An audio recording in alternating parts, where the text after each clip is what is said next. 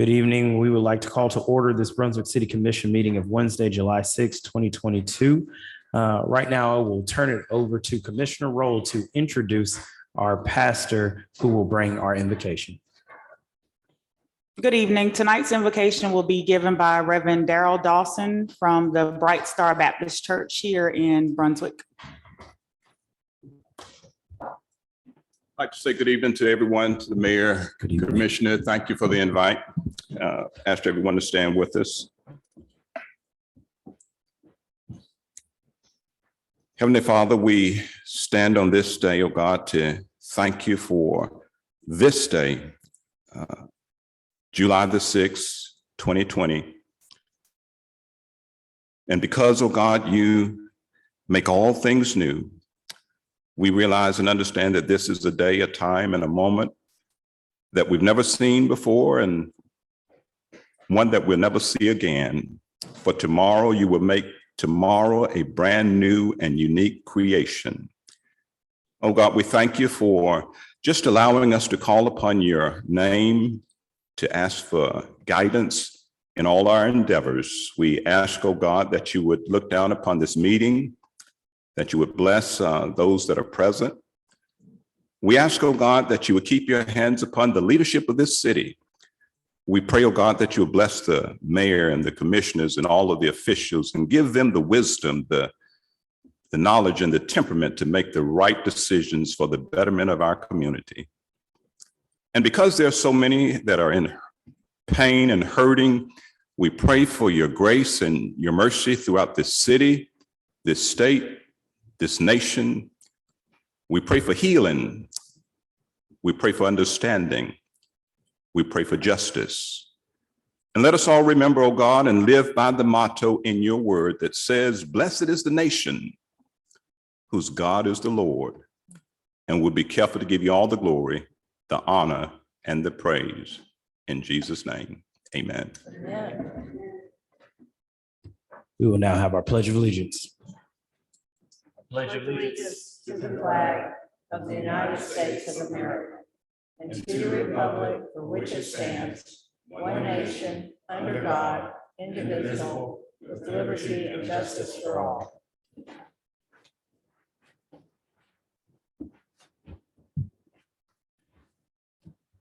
Pastor, we would like to thank you for that prayer and that time with prayer. We thank you for your service to the community and being with us this evening. We will now have the adoption of the July 6, 2022 regular meeting agenda. And what I would like to do right now is have a small amendment to the agenda.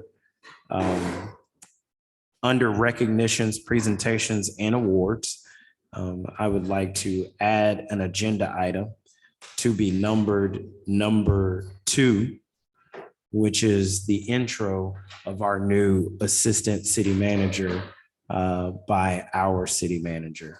That is the only addendum that I have to the agenda, which would move our 2 presentations down to being number 3 and number 4. Public hearings to consider will move down to 5, so on and so forth. So I present the agenda in that form. I'll make a motion as such. Do I hear a second? Okay. All those in favor show by the usual sign of aye. Aye. All those opposed, the same. Hearing none, the agenda is approved. Thank you so much. With that, we will move on to our city manager to intro our assistant city manager. Good afternoon. Thank you for the opportunity. I would like to introduce Jeremiah Berquist. He is our new assistant city manager. He comes from the county police department in a leadership position. He has a wealth of applicable knowledge and experience for the position and has already come in. I think he's on his 5th day or 6th and has started, working on a lot of different projects, including our SPLOST list and some other matters. So Jeremiah, if you'd like to say a word.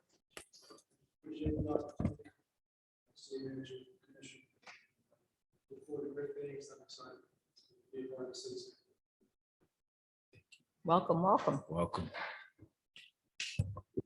Thank you. Thank you, City Manager and Assistant City Manager. This is a position we've been looking for a little while, so we are happy that you are on board and ready to go to work. And thank you for being here this evening. With that, we will move on to our Director of Emergency Management and Homeland Security to give a presentation regarding the proposed evacuation zones and routes. And that is coming from Director Andrew Leanza.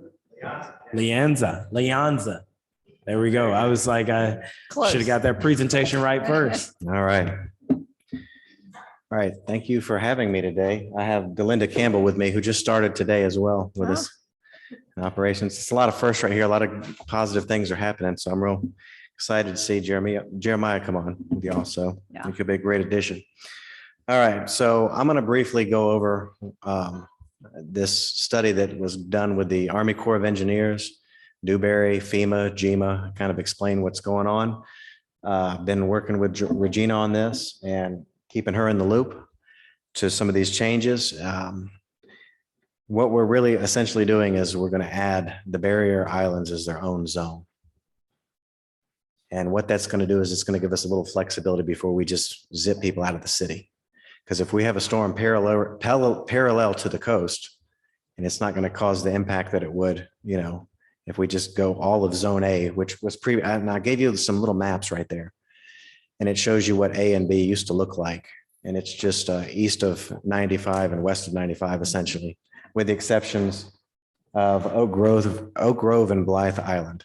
It's going to stay the same.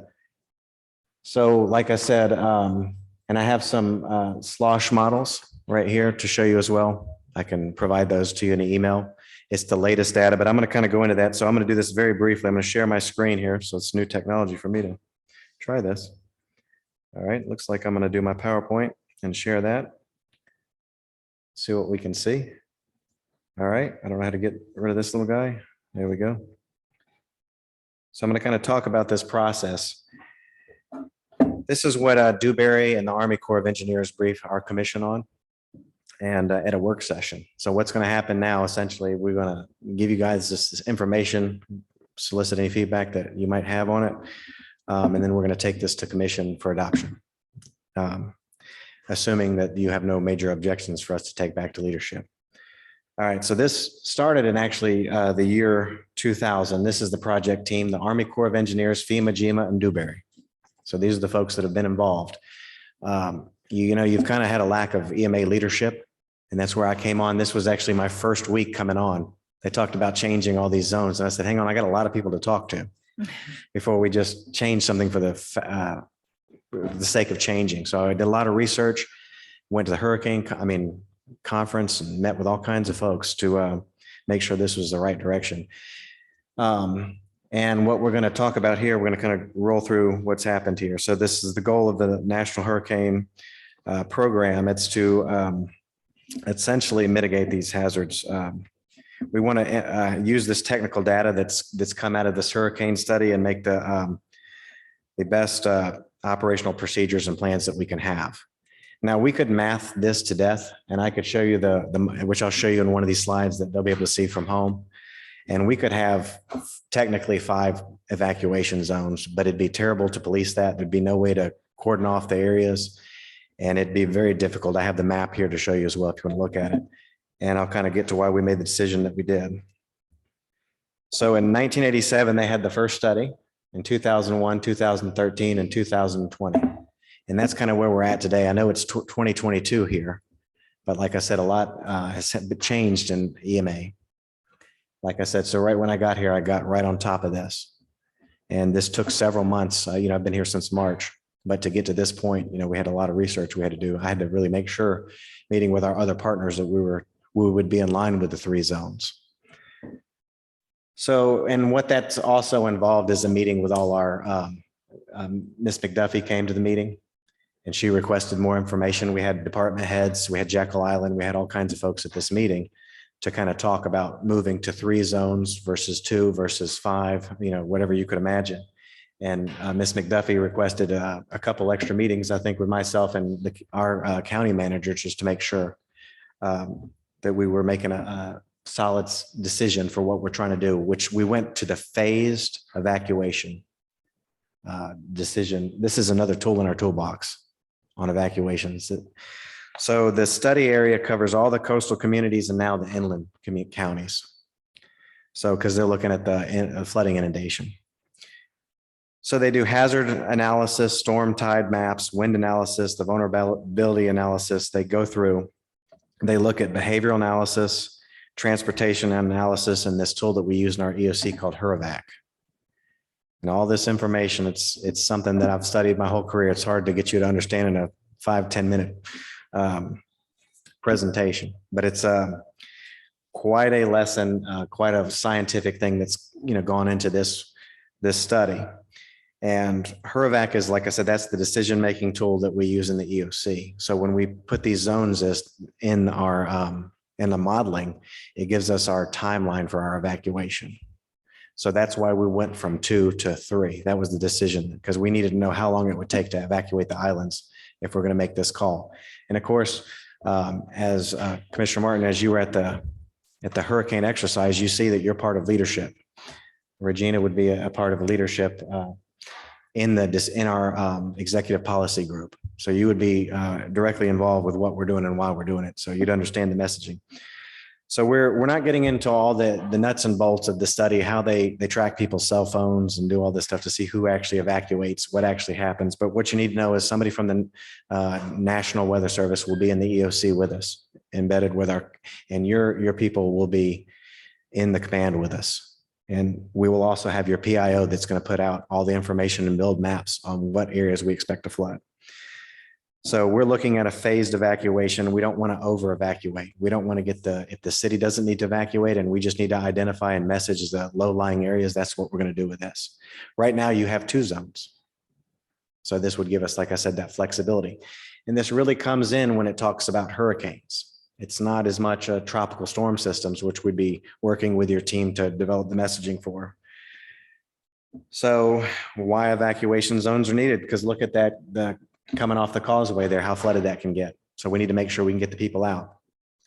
What's not changing is the evacuation routes. Even though they did this study, we're not changing any of those zones. We still send people.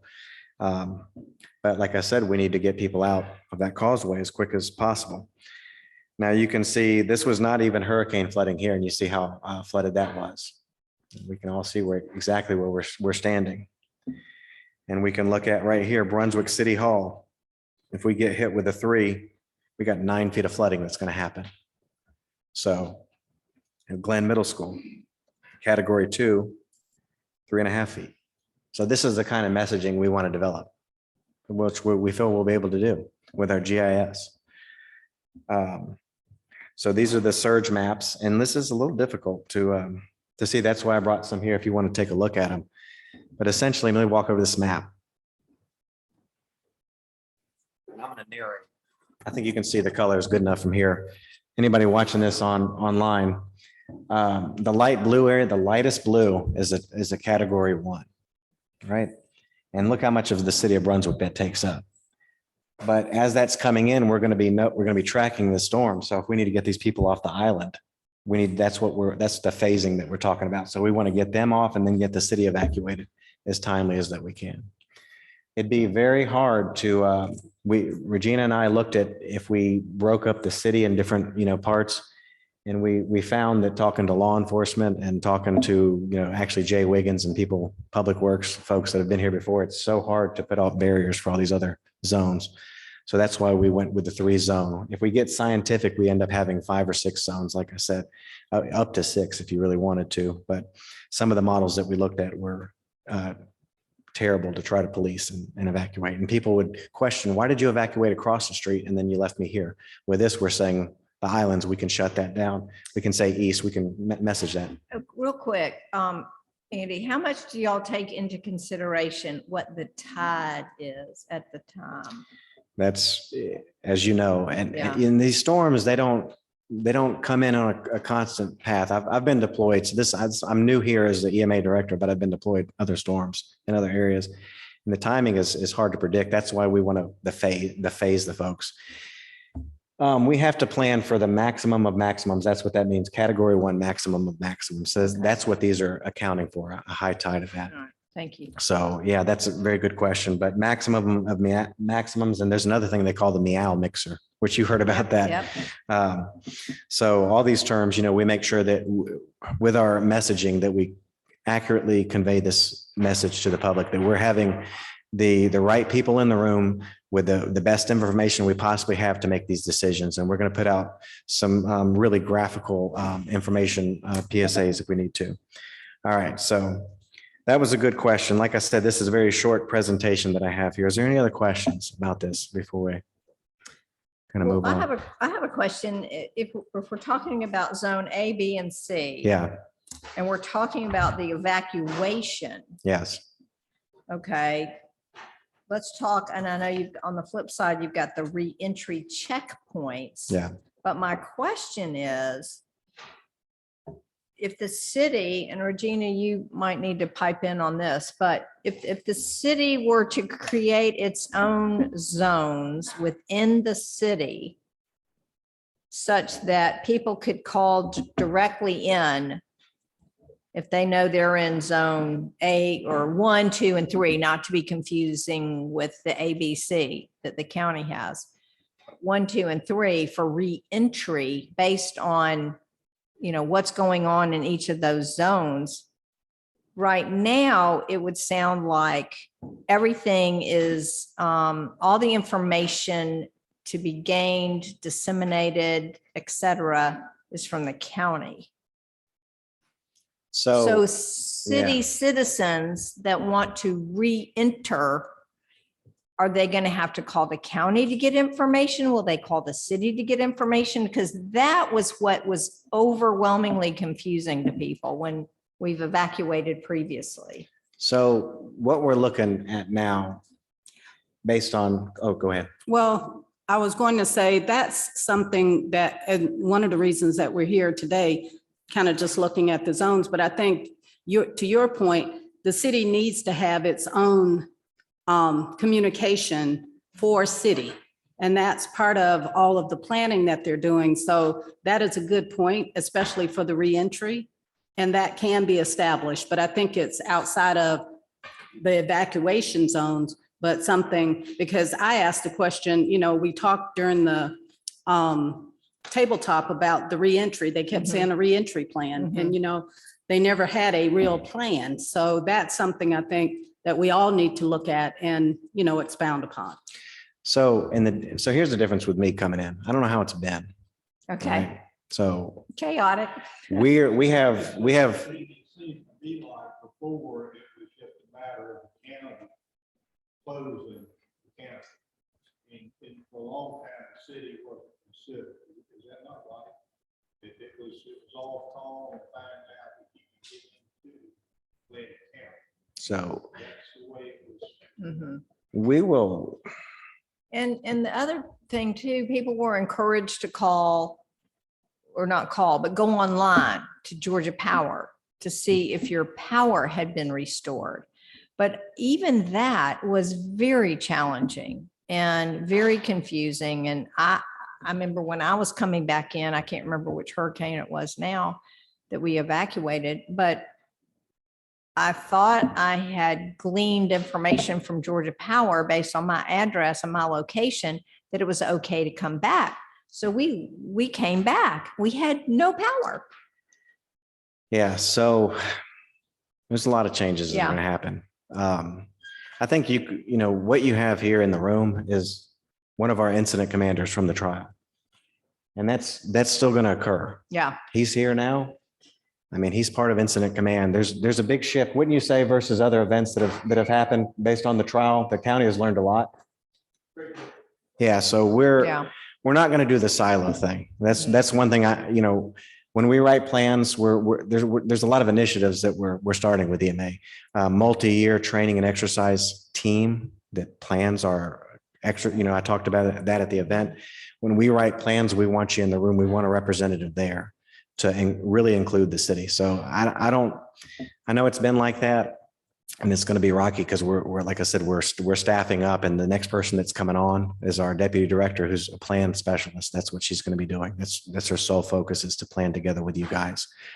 So Jay Sellers at Joint Water Sewer and the PIO group, he developed a joint information center for the trial. We'd like to continue that to where we focus everybody. If we need to have a website, we'll build a website that we'll direct everybody to, that covers city and county residents. I see that happening, and that's something that we're going to have in our plans, that we'll have a dedicated place where people can find out information. So we have a new PIO for the county, our director of communications. I mean, we're committed to working with you guys. I am. So I know how it worked. I was a receiving facility, and I was with the Red Cross when I was in Columbia County. I had to work with Harlem and Grovetown, two of our cities, and we worked seamlessly because we had representation there. And that's part of you being in the executive policy group, making sure that your people are covered. So we want to address that. But the first thing is going to be the simplest things. Have your people in the room with us so they can see what's going on. And we have the resources now, I think, with our partnerships with our PIO group. Wouldn't you say you've been part of that as well? Yeah. So we work directly with them to get the messaging out. So, but like Ms. McDuffie said, that's kind of a bigger question that I'm happy to talk about with y'all anytime. So, like I said, is there any objection that you feel to this? I don't know that it needs any kind of vote. I just need your thumbs up. I mean, your I feedback. think having 3 zones like that, the way you've done them is good. And showing clearly what the evacuation routes are and what Highway State Patrol is going to be set up to monitor and make sure if there's contraflow opportunities, that those are well in advance been thought out and are executed so that people can evacuate as needed, which always is, at least you have more clear thinking, you have time to prepare. Flip side of all of that is reentry, even if it's not a full-fledged hurricane, but it's a tropical storm, the reentry is always just mayhem. So, and I'll say this real quick, to your point, that if we tried to have like 5 zones, how would, and some of these people in little pockets of, the city we're staying, that'd be like the messaging would be terrible, Yeah. and the public would just have our heads, I think. But like I said, a joint reentry plan, that's a high priority for us. Yeah. We're looking at evacuation planning, updating our sheltering stuff that we have. I mean, all this is coming in. Y'all will be on board. I'm looking you in the eyes here to let you know that. I'm telling you, we will have you on board as part of every plan. I mean, Yeah. I'll bring it to you to make sure Because that your people had a part of it. yeah, we need to be very cognizant of the cost to families and people who have to go seek shelter and may have to pay for that shelter.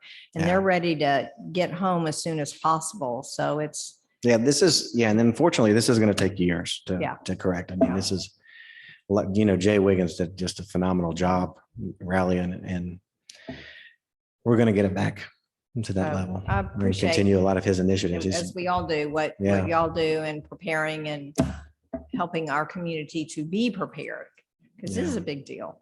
Mhm. Yeah, so joint planning, I'm going to take that with me. And that's the main message. And any usual places like Lakeville, Ware County, or Austin, we have a relationship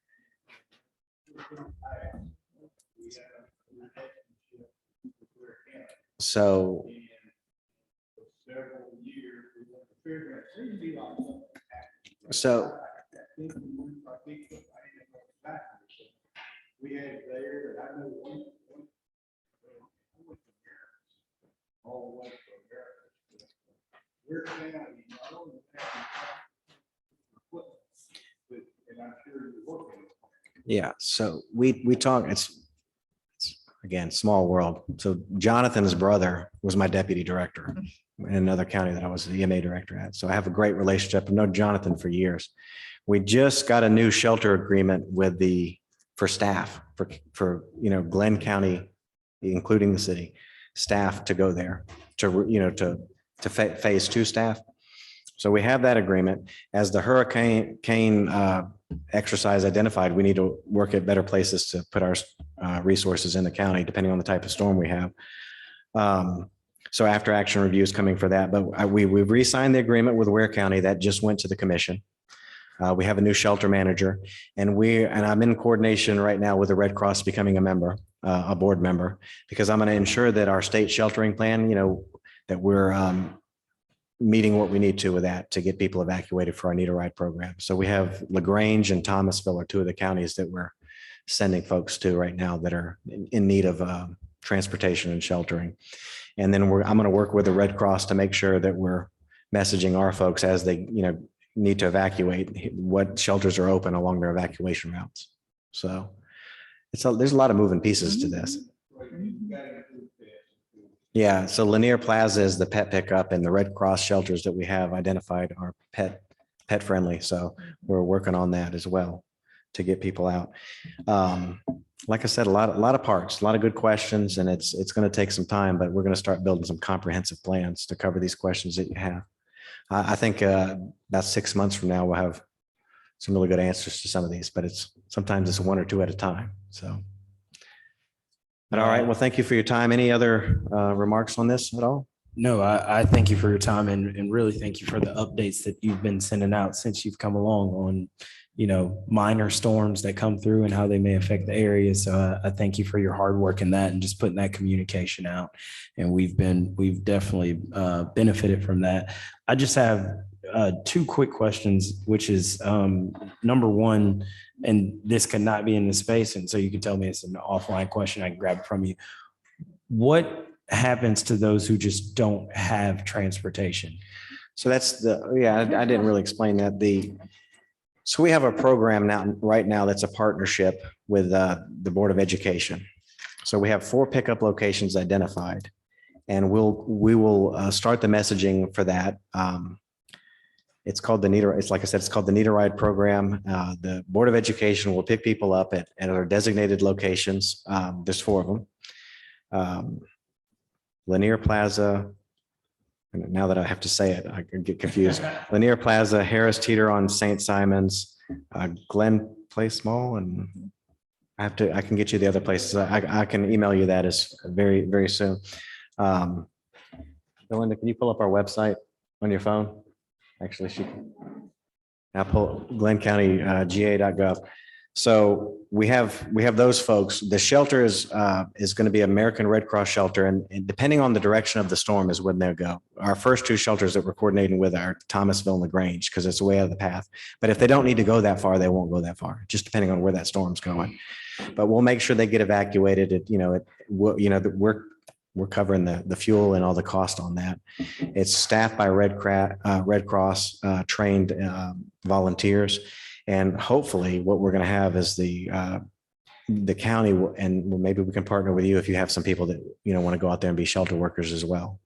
So that's what we have for Need a Ride. And I'll as soon as she looks that up, glencountyga.gov/EMA. It's on our landing page. When you click on there, some of our major initiatives are Code Red, there's emergency notification, the Need a Ride program, the Department of Public Health, their assistance program for people with medical needs. Mhm. So we start that evacuation. As we talked about in the exercise, we start that with the public health. So what was your other question? No, that's perfect. The other question is, what is it that you all do for those who happen to not choose to evacuate? Is there an internal plan of, and granted, I know you can't. That's okay. You try and move people out, but is there a thought of like, when this happens, there's a certain amount of people by attrition who aren't going to take this plan, and here's how we deal with that? Yeah, and we talked about this at the hurricane exercise, and we have people that are just not going to go. And when we talk about strong messaging, we're using, threat to life, we're looking at strong messaging, where that's why we want to show these graphics that this is at this prediction of this, at this location, it's this many feet underwater. He talked about what comes snakes and raccoons and all these animals that are tree with a snake. Yeah, that was we got to be clear to me. Yeah, we have to be really clear, and it's going to be ugly messages. There's serious bodily harm. You will drown, you will die if you stay, and that's terrible to message. But we look at these places, and there's We can't recommend that people stay, but what we can do is, even though we say we're not going to do it, we message that this is a emergency situation. We're cutting off emergency response, because I can show you places that I've been to deployed where the fire truck is stuck between down power lines and water and floodwaters. And what can you do? People die. I mean, that happens. That's unfortunate, but strong messaging is what I can tell you. And unfortunately, if that happens, we're gonna see that. There's just, we can't get people back on the island. They're going to DOT is going to shut it down. So how are we going to get people off? And we need to make sure people know that it's unified messaging that we're going to do together as a team, Brunswick and in the county. So it's going to be an unfortunate message. Mayor, and to your point, that was one of the reasons why I thought it was important to bring up the hurricane preparedness in our MPA meetings, because I think they can have closer communication to the community and try and get canvass the community with more information, and also find out who in the community doesn't have the capacity to leave, so that we will know that up front and hopefully have, clear and current information regarding that. So, okay, so that's a great point. So the 4 locations are Lanier Plaza, Pet Friendly Pickup, Mary Ross Park, Harris Teeter, and Glen Place Mall. Those are our Need a Ride pickup locations. And that being said, so we're working with United Way to really push several initiatives that's on our landing page, and the Need a Ride program is one of them. So we'd ask, to partner with y'all to get people to sign up, because we're estimating right now, we had about a little less than 800 evacuate last time that needed a ride. We're estimating with the state sheltering plan that about 1,200 are going to evacuate this time that need a ride. That's why we want people to keep signing up for this Need a Ride program, just so we have an idea. And, we're going to do everything we can, everything possible to pick people up that just can't even get to the location. But we don't want to get people complacent to think that we're going to come to everybody's house. It's just not possible. But, we're going to do everything we can, even if we need to send a bus around. And we have 4 pickup locations, but we'll do absolutely everything necessary. So, all right. There will be no sheltering in front of the If it's category 3. Yeah, I have to be careful about that. Yeah. About saying that, because if I say that there's a shelter, that means people are going to show up at that shelter.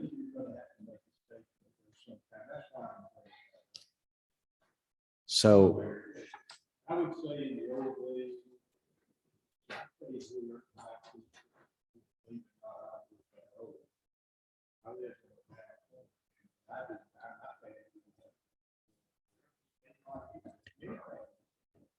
so my goal, my goal is soon to go ahead and have this relationship with the Red Cross to get these places shelter certified, not for sheltering from the storm, but sheltering when you come back, or the people that did stay. I'm not really, it's not going to be a category 4 or category 5 every time, hopefully, right? Come on. But the tropical storm that displaces people, yes, I do believe that we need to have something in place. And that's something I'm pursuing, now, is to get some kind of shelter for people. Yeah. So yeah, but we don't want to message it in a way that come here to be safe, because we run from the floodwaters and we hide from the wind. We shelter from the wind. So, but we have to keep them out of the floodwaters. And if you look at this map right here, there's not much that's going to stay dry. So, you got to look at these shelters and your messaging very carefully with how you relate to the public. That's why we want to have that partnership with you guys in the Joint Information Center, that they call it the JIC, and the PIO group that the team has already worked together to make sure that we message that this is not a place to go for this storm, but it will be open, once these waters recede, that this is where we're going to send folks. Because it's not necessarily the place, it's the route to it and the power that we want to make sure is open. So. Well, we thank you for your presentation, and we thank you for your time. All right, so we're going to go ahead. I said next for us is to take this to commission for approval. Didn't hear any negative feedback to this, and you understand that it's phased for this purpose as opposed to. Thank you. All right, thank you very much. Thank you. We will now be moving on to a presentation from Ms. Treese Hamilton. Chief Executive Officer of Coastal Georgia Area Community Action Authority, to provide an update for Rise Risley. It's good to see you. Good afternoon, everyone. It is a pleasure to be here, and I'm always excited to talk about Rise Risley and what is going on there and what it is that we're doing there. And so what I want to do today is just give everyone a brief update of where we are.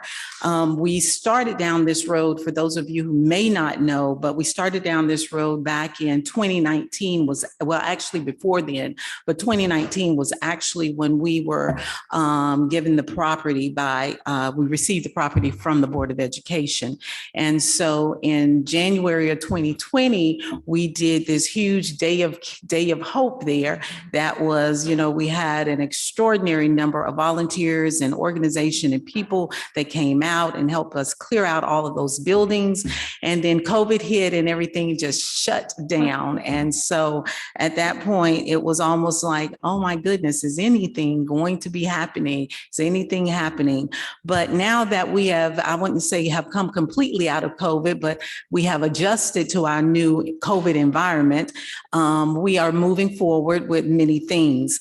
Right now, one of the things that we have going on recently, as y'all may know, we received a grant from the city, CDBG funds, to do a roof replacement on one of the buildings, the elementary school building, and that has been completed. And so what has happened there, and this is the building, if you don't know, this is the building where Coastal Pines was operating the adult education program. And so once we went in and had the roof replaced, then some of the particles from out of the roof, parts of the roof came down on the second floor where there was no activity, but we had it tested and found that there was some asbestos that was in there in the roofing. And so just a couple of weeks ago, and I know if any of you have passed by, you may have seen it, but we did have a company that came in and did a full abatement of the asbestos on that second floor. And so now we are getting ready to start renovating on the second floor. And so we're very excited about that, because that is the building where we will have our partner organizations that are partnering with us and want to be a part of the Rise Risley location. That's where they will have office space.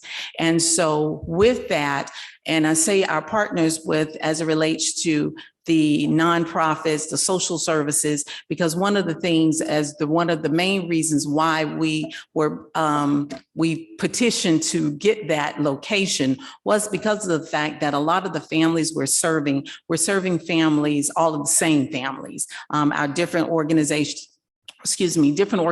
are serving the same families. And what we found out through an extensive study was that a lot of our families are finding it very difficult to get to those places that they could receive those services.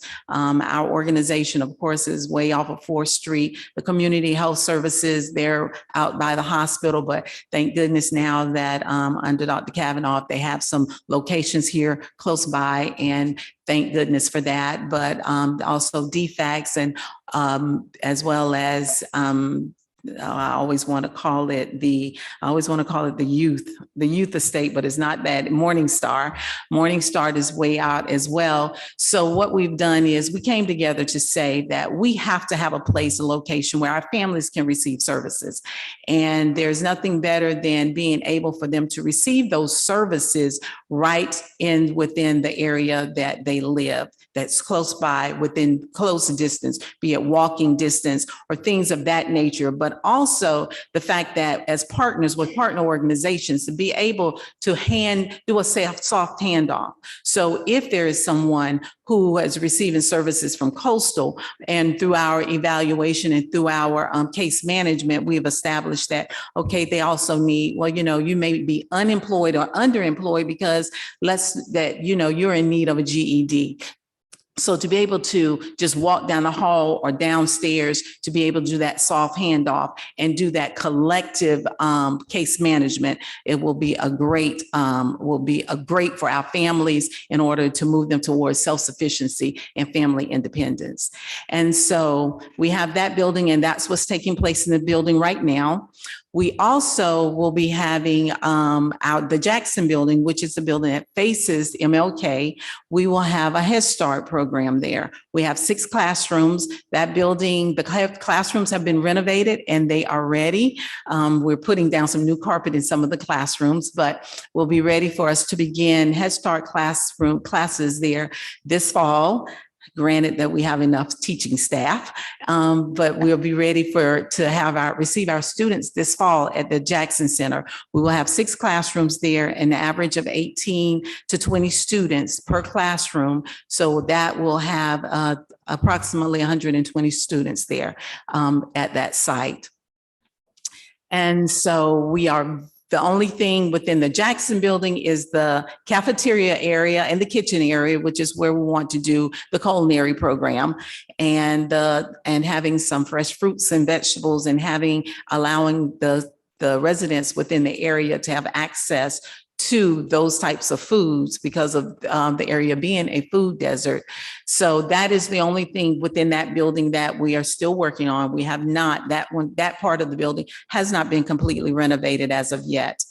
And so with that, of course, the Colored Memorial, which is the building with the theater, the staging and all of that, that is the building that we are going to utilize for trauma with our children. We're going to use the arts to work with children to help them deal with trauma, all types of childhood trauma. And y'all know, most recently we have children. There's been a lot of studies as it relates to trauma and the COVID and not being in the school settings and just a lot of things, and basically living in poverty is traumatic for our children. A lot of people don't realize that when you have a family who is having to move multiple times, children are going to multiple schools or they are homeless with their parents, that is a traumatic situation, and it is causing our children to lose ground. And so we want to use the arts as a form of that. And so we do have partnerships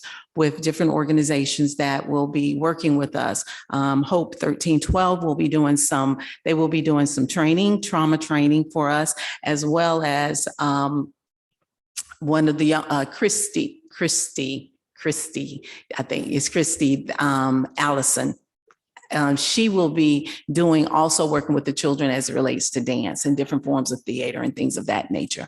And so with that, we have also, even though all of our buildings on that campus are not completely ready for us to be utilized, there's still been a lot of activity that we've had going on that campus, a variety. Of course, for MLK, we had the Symphony of Georgia, Coastal Symphony of Georgia. They did a concert there for the MLK weekend.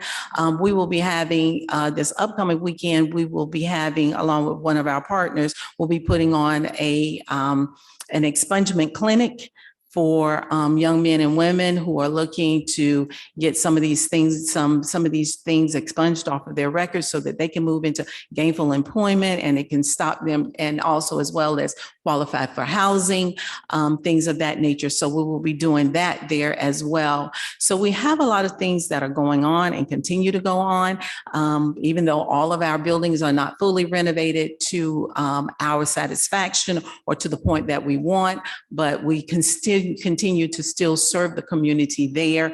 And we are always welcoming people to come in and to partner with us and to work towards making our community a better place and a stronger community. And strong communities build strong families, and strong families equal strong communities. So any questions? We now open it for questions for anyone from the commission. Thank you for what you bring to our community. Okay, thank you. Ms. Hamilton, I was going to say, Yes. if you could, I think it's important. We've had the chance to visit the property and visit Rise Risley. I think we've all had people connected to the historical structure. I also think it is of premium importance to redeveloping Albany Street and Norwich Street and the core downtown south end of our city. That being said, I know the work that you are putting in at a baseline has to deal with bringing in enough capital to get to the things that we're talking about. And I know the rehab of the classrooms and things, you all are ready to go to work as an outlay. And I think it's important to talk about it publicly. What does it look like as far as monetary investment that needs to happen into the property or the structures to get it to a point where we can move into fully realizing your vision of Rise Risley, and I think the city and entire community's vision of Rise Risley? Okay, so with that being said, we were fortunate enough to have the dollars within our Head Start program. We were able to, with some CARES funding, to be able to move forward and do those things for the classroom setting. Now, as it relates to the elementary school building, right now, we have been fortunate enough at this point, we have had several grants totaled to the tune of about $250,000 that we received for the elementary school. And that's not including the amount that we received for the roof. But this is just for us to redo and the second floor of that building. And so with that, I think that we probably, right now we have, the 250,000 would make it usable. It would not make it to the point that we want it to be, as far as it bringing it back to its full glory, or should I say, but it would make it very, very usable. So we just did, well, one of our volunteers, we have a very faithful volunteer who came in, he was living here and moved to North Carolina, but he came back last week and did a walkthrough after the abatement part of it was done to take and come up with the numbers, because we want to put out an RFP for a contractor for that second floor. And so right now we're working with like 250,000. That's just for the second floor. The first floor has been used by the Coastal Pines, and it's usable. However, there are some things that need to be done in that building. Definitely some painting, the carpet being redone, the bathrooms need to be refurbished, that type of thing. So that would probably be at least another 250,000 in order to make it the way it is that we would like. Because on that first floor, what we will also like, in addition to those classrooms, is to have the space for like the conference room for, if somebody, a meeting room, small meeting room on that first floor, as well as the second floor. And then even though we have been told as it relates to an elevator, there is, if you notice on that same at the elementary school building if you're facing the building on the left side, on that little sidewalk on the side, there was a lift there. We had someone come in to take a look at it. The lift is not repairable because of its age and being weather worn. And so that was to the tune of about 25,000 in order to replace that, in order for anyone with a handicap to be able to get up to that floor. The actual colored memorial, which we have not touched yet, John Tootin, I've asked him, who is an expert and our local expert as it relates to restoring historical buildings. I asked him, had a meeting with him, and he gave me a number as it relates to the colored memorial to bring it back to, he said, to its full glory, about $4 million. To its full glory. And so with that, I have not, after I received the number, I have not had a conversation with him in, as what would it take for us to pare that down. But he said in order to fully restore it, so to its historical significance, it's about $4 million. And so with that, which also comes, the fact is that even though that we will be providing services on that campus, the other thing is it is a historical site. It's on the National Historical Register. All of the buildings are on the National Historical Register. And so with that and the importance of that particular campus to the African-American community is extremely important. I've run into so many people who have told me about their history there, how they have attended. And this is even the electrician who came in last week, told me about where he was, where he got his first, I guess, corporal punishment in that building years ago. And I proceeded to show me the room that it happened in, but it has a huge significance to our community. And I know that once the campus is fully up and running, everything is at a point where it is user-friendly, that we are able to go in and really fully utilize it. It is not only going to be a campus just to provide services, but also a campus that signifies and that glorifies and that shines on the history of the location of Risley, what it meant, why it was even created, why it started, and everything that goes along with it. And I think that really, when you look at and you think about the price tag, you still have to think about exactly what it means. Because if we look at it as a place to bring people, if they are coming to tour and they're touring all of the historical places here within the city of Brunswick and then within the county of Glenn, that's a place that should be on the list. That should be a place where tourists stop, where they take a tour of it and they're able to hear about the history and what it means to this community and what it means to the African-American community as a whole. So I think it means more than just services to the public. Yes, sir.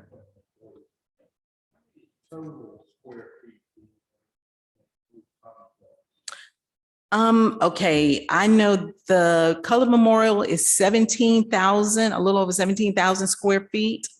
I think the elementary school is about around the 13,000 square feet. If I'm not mistaken, Jackson, I'm not sure, but I could get that for you because I do have it. It's a lot of square feet. Did Coastal Health ever consider going over there? Coastal Health Services? Yes. In fact, I have had conversations. So what they have agreed to, they do have a staff person. I'm not quite sure what her title is, but she has requested in conversations with meetings with her and Dr. Kavanaugh space there. And I do believe that she is working with, and I don't want to get it wrong, but I do believe she is working with former addicts or people of that nature. But then in addition to that, they have also committed to bringing the mobile unit there several days a week. Have you considered once you get that complex going, what it's going to cost to operate it? Yes, and so with that, it's going to be shared cost. So what we're looking at is that those organizations that will be in the building, and some will be permanent, some will be a couple of days a week, some will be in and out, some of it will be on a as needed basis, but there will be shared costs. And what we're looking to do is to ensure that the operational cost is included in that lease. And so that it's not that we're looking to make any money off of it, because it's not that. What we're looking to do is just share the expenses, and so that we're able to operate without going into a deficit. And to hold on to the history, most definitely. Yes. Okay. We thank you so much, Ms. Hamilton. Thank you. Mayor, I'd like to make a comment just for the record. Yes, ma'am. The previous commission And I know one commission cannot bind another. And they did not make a official approval, but in a joint city-county meeting, the city did, I guess, state that it would support funding to assist with the renovations. And we have been working on how that can happen because legally we can't give it to a nonprofit without some intergovernmental agreement. So the attorneys for the city, county, and for Rise Risley have been collectively working on an agreement ongoing. So I wanted to let you know that. And also that Commissioner Booker, of course, has made a commitment, funding commitment that for the Rise Risley project. And the city was, I guess, what our pledge or commitment had been was to either match that up to about $1 million. Thank you for that. Thank you. We will now move on to public hearings, alcohol beverage licenses, and Officer Blue. Good evening, Commissioner and Mayor. Tonight, I do have two businesses that are requesting an alcohol license. The first one is Altama Jerk Shack. The owner is George Morris. He's located at 4420 Altama Avenue, Suite 30. He is requesting an on-premise consumption of beer, wine, and distilled spirits with Sunday sales. He has currently had a previous license from the county and has moved to the city. And he is here as well tonight and for your consideration. There's nothing that has been found on his review that would prevent him from obtaining a license. So this is the same ownership as the Island Jerk Shack that's on Newcastle? No, this one is, he had a county on Altama further down, Okay. and he's moving into the city where the Thank big you. lots is. Okay, thank you.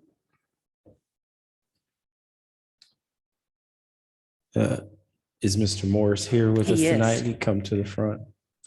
Thank you for being here with us. Is there any other questions from the commission? How long have you operated that business there in that location?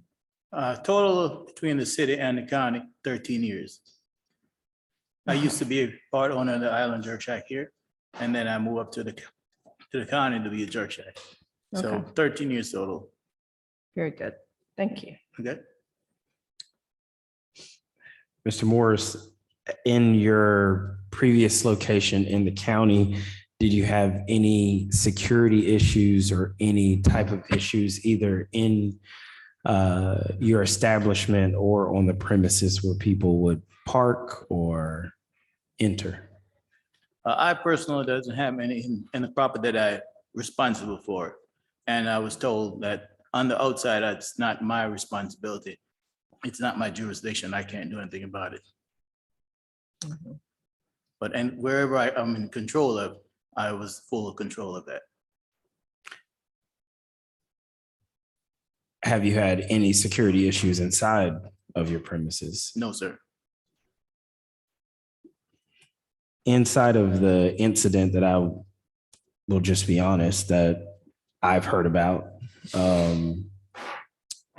that there was a, I will just call it a security incident where someone lost their life outside of, I will say outside of your premises that you were in control of. Once that incident happened, did any of your security measures change? Did anything happen to change kind of the things that were going on either inside or around the premises? Well, the incident does not happen on my property. Mhm. The incident happened outside. And I make it clear with the Brunswick news to make that clear publicly that had nothing to do with me. And I have records of that to say it did not happen on my premises. So did anything security wise on your premises change? Because I understand we said Brunswick Youths, but that happened in the county. Okay. And I will just say my mother lives, let's say less than 2,000 feet away from where that happened. Yeah. And so when I talk about security issues, I understand the delineation between the property you own Okay. and where people park. Okay. However, I do care about people caring about the security outside of the property that they own. And if you are coming into the city, you're coming also into a parking lot, you're coming into an area that has already had security issues from previous owners. If I'm not mistaken, we've had other business owners who've had liquor license in that same area, and they've had violent issues. That violence has affected the communities of Magnolia Park and College Park. So when I ask these questions, they aren't questions that I'm merely asking you about the property you own. I'm asking you about the security measures that you have to protect patrons and the citizenry of the city. Yes, sir. I've made several calls to the county officers, and I have record to prove that I have in several counties to make sure there's no issue in the parking lot. And I've called them, and that was what my job was, to make sure that was secured, the life of everyone. So the county was the one who spoke, supposed to take care of it after I make my calls. So your security measure is if something happens outside of your property, just to call the police. Well, I called the law enforcement to take care of the problem because I can't literally go out there myself. So I called, well, I think the law is supposed to serve and protect. So I called them to my assistant to help me take care of that. So I can't literally go out there and say, move. And they said they won't, so I have their law take care of it. What do you assume your hours of operation will be? I'm looking at 11 till 12 o'clock at night, 11 to 12 o'clock. at 11 night. o'clock in the day till 12 o'clock at night. Okay. Do you have special events? Do you imagine yourself having special events? Not really. I'm not planning on any special events. I'm doing restaurant, bar, we have a TV, sports. It's pretty much what I'm working on. As I say, I'm intending on having a catering license, so I go off premises with caterings. Okay. Do you see yourself holding any type of events that would have a flyer, call for people outside of the community to come in, parties, anything to that nature? I'm not planning on it. And when you have a place that stays open outside of those restaurant hours in a place that has already had security issues, do you see yourself adding any off-duty officers? Do you see yourself adding any additional security to think about not only your premises, but the premises your patrons will be parking in and will be a part of, and also patrons of other places like a Child's Jungle Gym that's right next door? Absolutely. I will do anything in my power to make sure safety for everyone around is well taken care of. If it's require additional off-duty officers or whatever it needs, I'll make sure that be on my watch to take care of it. And did you do that in your premises before? Absolutely. Yes, So sir. you hired off-duty security? Yes, sir. And when did you make a decision to hire that off-duty security? Was that always from the beginning? What drove you kind of to that decision? No, it did not. At first, it kind of would volunteer to come and help. And after I can't get the volunteer from the county, I went over to get help from another law enforcement off-duty. I hired 2 off-duty officers to make sure they take care of the safety. So you initially made a request to the county? Absolutely, several calls, several requests. And they would not have done anything. They did not do anything. So I went on my own time to find off-duty officers to take care of the security measures. And I What, paid that out of my salary. was there an issue that caused you to ask for additional security? Because we have several, let's say we have several bars, inside of the city, right, that operate in the hours that you're talking about that don't bring on off-duty security. Was there something that happened internally in the county that caused you to ask the county for additional security? Absolutely. There is incident that happened. Let's see, the parking lot divided, like on one side, that's where I rented. On the other side was a parking lot from a previous store that was vacant.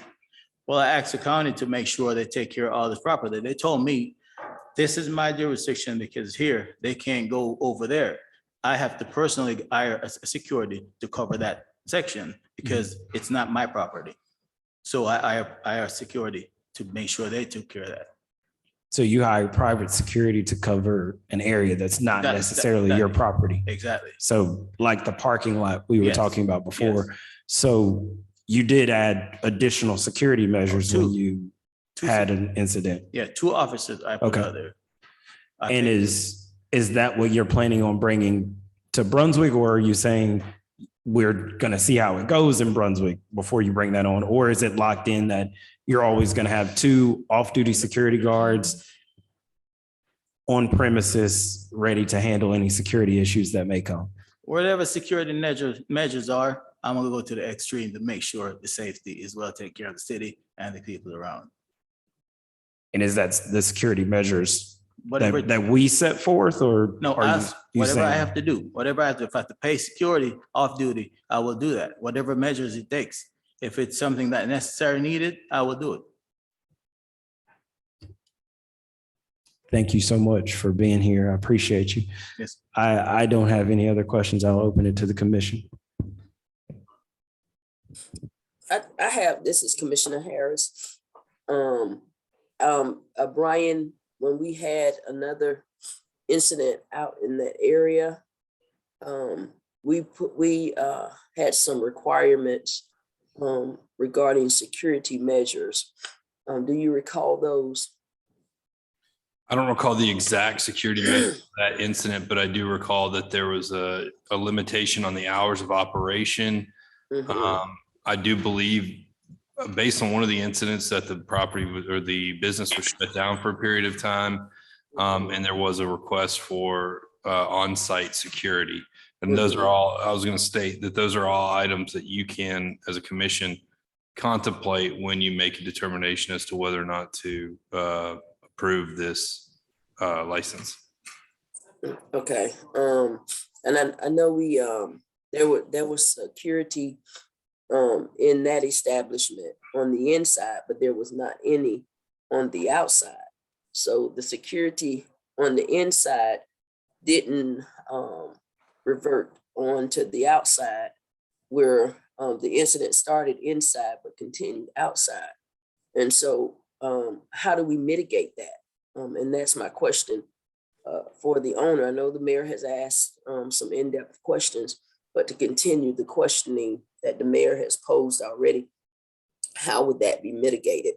Because I think you said, and excuse me if I didn't catch all of it, I think you said that you were given your jurisdictional boundaries. And I remember the prior incident that we had in that area, the owner had indicated the same information, but there was a continuation of this confrontation beyond the inside of the business that continued on past the sidewalk into the actual parking lot. And I think that they had said there was an extension of the business to the actual sidewalk that was in front of the business, but there is some type of jurisdictional boundaries that may start to being crossed or may pick up when they actually hit the parking lot. And so I thought we had a requirement that the proprietor make sure with the property owner that there is sufficient patrolling of sufficient security for that actual property itself.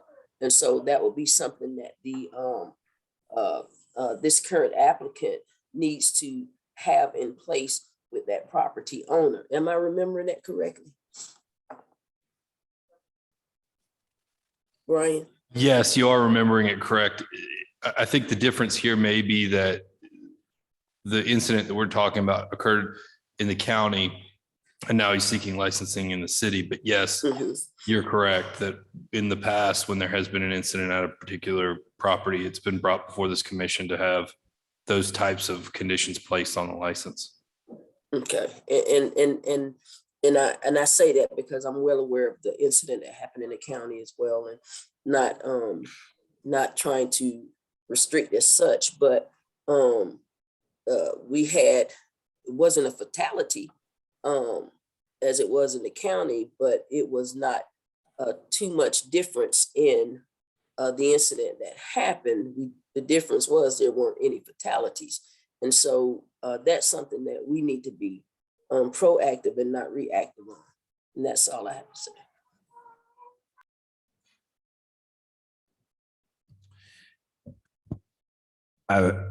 Again, I will open it to the commission for either questions or if anyone happens to be ready for motion. The important structure for me, and I'll be honest, is that, you know, Mr. Morris, I know we've had some issues in that area before. We, I think, are just getting over a shooting that was in the Waffle House area, which is directly adjacent to that parking lot. I was born and raised in Magnolia Park. I continue to knock doors and have family and church members in College Park, and know people who are very close to the young lady who lost her life in that parking lot. We have a police force that, you know, bust their hind parts every day to protect the city, working overtime, doing all we can. When we bring someone into the city and they talk about serving alcohol around those times of night, I think it is an incumbent upon the business owner to come to us and tell us what security measures they're going to put in place. If you wait for me or this commission to deem what those security measures may be, I'm happy to do that. I would be along the lines of Mayor Pro Tem Harris and, you know, taking a postponement of this alcohol license for a couple reasons. Number one, to have a deeper conversation with the commission about what those stipulations should be with you coming into the city. And the second one would be a question, you may have already done this, so this is a question for you. Have you met with Pastor Mutchinson and the NPA, the Neighborhood Planning Association of the community that you'd be moving into? I've met with, I don't think I've met with the pastor, but I've met with, pretty much I've been in this, I've owned business in the city before. I've served the city before, and I choose to bring a business back to the city. And I personally will take my responsibility to make sure the security is necessary for the place where I'm going into. And I said, I have proved here that I did my part to the county. The county let me down. I did not let the county down. You understand that? I did not let them down. I called, I got a logbook, you could get it if you want, of how many calls I make every night. Please come over here and take care of this mess. I have nothing to do. I cannot handle these people. I cannot go, I'm not bulletproof. So come over there and it wasn't like that when I first started there. It when all this ruckus became in the county where no one wanted to touch anything because it was a mess. Now I had to suffer for something that I can't do. I have no control over it. I do my best. These right here is my papers to show that I call out for help. Mm-hmm. You know, the county would not help me. At one point, I called out for Cardinal Mayor, Cardinal Harvey, ex-mayor, to help me get this in the paper to let these people know that I am doing my best. Mm-hmm. I called out to him to help me because the county would not help me. They were so scared of touching anything that causing a problem, causing more of a problem. So that's why I did what I have to do. I called. I hired 2 officers that's from the sheriff department to help me. I come to the city and ask for help. Anthony, I asked him to come help me. City officer, if they could help me. They couldn't go across the border to help me in the county. So I have done all I could do on my part. With that being said, one more thing, I think when we hear about, at least for me, when we hear about the litany of calls, we know that litany of calls happened outside of the incident, the sole incident that we're talking about. So we know that, you know, you have a chance to need police services, to need additional security, just to make sure people can enjoy themselves and people remain safe in your establishment and around your establishment. I thank you for your due diligence that you have done. I would say for me, I would, and again, I want to continue to open it up for the commission for a motion, but I would contend that we postpone this until we have a deeper conversation about any additional stipulations that we may need to put on the license to make sure that our police force is fully understanding of what we're asking them to step into. Because when you say the county let you down, what I don't want to do is put Chief Jones and others in a place where they're continually being called to a place that kind of can't keep its own security intact.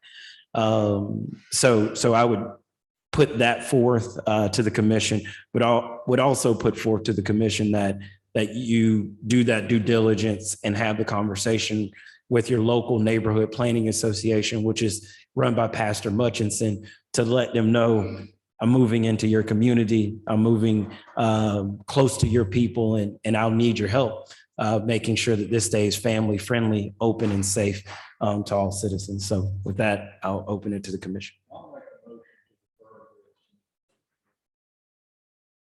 to defer this. Anything for that, the way it should be, is conservative. We have a motion on the table. Do we have a second?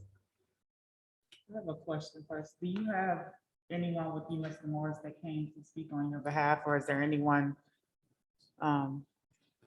just so we can just be considerate of people's time? Well, because of the incident that previously happened, I called on the mayor of the city to help me. And I said, because I know what I was No, doing. do you have anyone in the audience to speak today? Yeah. today. I got Mayor Harvey here. We'll recognize Mr. Cook. Yeah.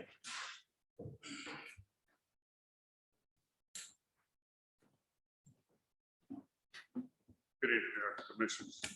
Citizen of the City of Brunswick. Gary Bernard Cook, Senior, 2110 Claremont Lane, Brunswick, Georgia. I come to speak in favor of this license for Mr. Morrison here. And as y'all speaking, I kind of knew, and I left the obituary downstairs. That was my niece that got killed. And it wasn't, I would sit here and say, if you need me to swear, and I don't know if it wasn't at the Jerk Shack.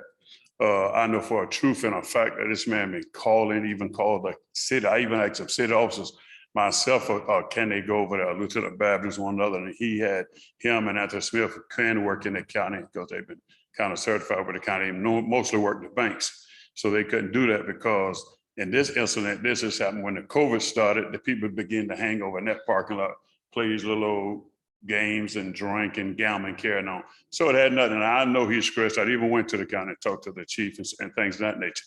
The other thing is, it's always been a great business, even, no problems, I've always had officers working when it was available out there just for his business.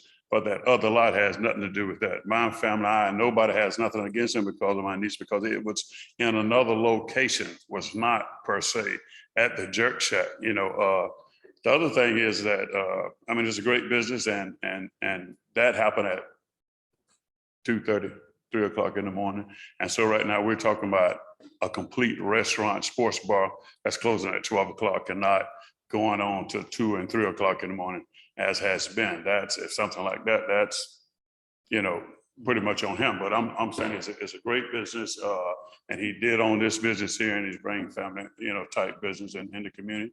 And he's doing all he can, to try to make it that way.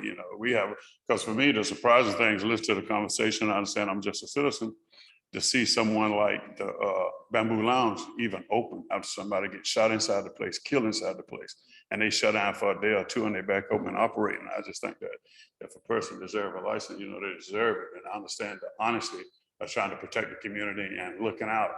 But, I'm almost emotional about my niece, but it had nothing to do with his business, his place. And I sent in court and watched the video of all the people leaving Cilantro's and everywhere getting drunk and just going to the parking lot. Even employees from Cilantro's came and went in that parking lot, and hung out. And he had no control over it. Thank you. Thank you, Mr. Cook.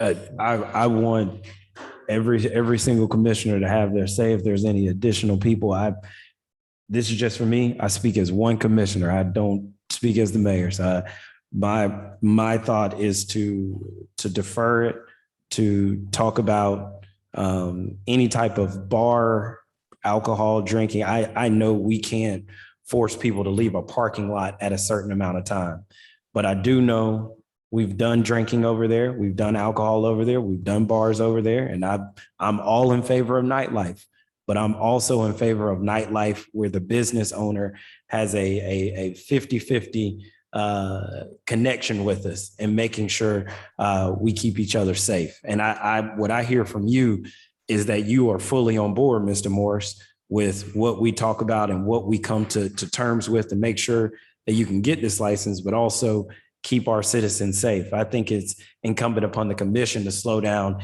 and have a greater conversation amongst each other and with our safety officials about what that looks like to make sure we get it done. So I don't want to make anyone do anything, and I cannot put forward a motion. So with that, I'm just going to be quiet. Well, we have a on the floor. We do have a motion on the floor that we do have to move forward on as far as Robert's Rules of Order. So we have a motion to defer. And so I say, do I hear a second? I'll second. We have a second now, but there's also discussion that comes with that motion. Mayor Pro Tem, you are definitely right. So any discussion? And with that, I do have some of the information, and I do agree with Mr. Cook to a certain extent, and all that he has said. It was not this proprietor's doing of what happened there. And so there are other intricacies that were involved in that incident. And so this is not to be something that is to be held against this proprietor. So I'm not even considering that incident that happened, but we still have to look at the patrons that will come to that area and stuff. And my thing is that we're not only looking out for the welfare of our community, but we're looking out for the longevity of this proprietor as well, because we don't want that same stuff to occur again, not from him, but because of that location, period. There's a historical pattern at that location. And so we've got to be mindful to mediate that from happening again if we're going to help our citizens and if we're going to help this proprietor. And so for me, Mr. Morrison, those are the things that I would want to make sure that we're clear on and that we have in place and that you have in place, because you can't monitor everyone that comes, but there is a certain onus of responsibility that will be placed upon you if something does happen. And so again, my question is, how do you plan to mediate? How do you plan to be proactive in that not happening at that location? I'm not even going to the county area. I'm talking about what has happened at that location before, and it is a history there. And so how do we not repeat history? And that's what we need to make sure, that those security measures are in place. We don't want to hinder you. I'm happy that you are coming back into the city and bringing your business back into the city, but we still have to not just look out for you, but we've got to look out for the entire community that's in that area. But we must also try to lend that assistance to you as much as we possibly can. And safety is one of those things that is in high alert at this present time, not just because of anything else that may have happened. That's where we are right now. Safety is a high alert in this entire community. And so we've got to be mindful of that. And so while we have a chance how do we mitigate those things from happening or history from repeating itself?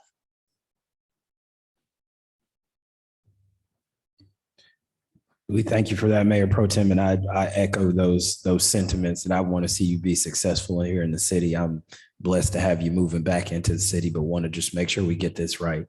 And so with that, I hear a first and I hear a second. Commissioner Roll, I didn't know if you had your hand raised. I'm sorry. I guess just so Mr. Morris understands what the commission is asking, I guess, when you come back before us to have a plan with security, like, will you have a city police officer on staff rather than just like a regular security person? Or like, we know that you're closing at 12, but it's strictly going to just be restaurant and alcohol. But just when he asked about events, we mean, and I'll just be honest, if you have people hosting rap battles, you know, in a sense like that, or private parties, to make sure that, I guess, that crowd is not the type of crowd, I guess, that you're trying to attract at this location. No matter what it is, the business that happened in that location prior to me coming there, that's a total different business going there. I'm bringing a restaurant and a bar and a sport bar where you could watch a game. You could come in, it's a mature environment. That's what I'm bringing. I'm not bringing any rap battle. I'm not bringing any concert. I'm bringing, and I have security at the previous place, county paid officer up until the incident that happened with Ahmad. Then everyone started scattered and not doing anything. So I have officers all along. I have proved that I paid officer on the property all along. When the county did not offer me officer, will not let their officers come work, I come here and get officer off duty here to come in the parking lot to provide security. So I do it all along. It wasn't an on and off, on and off. It was always there.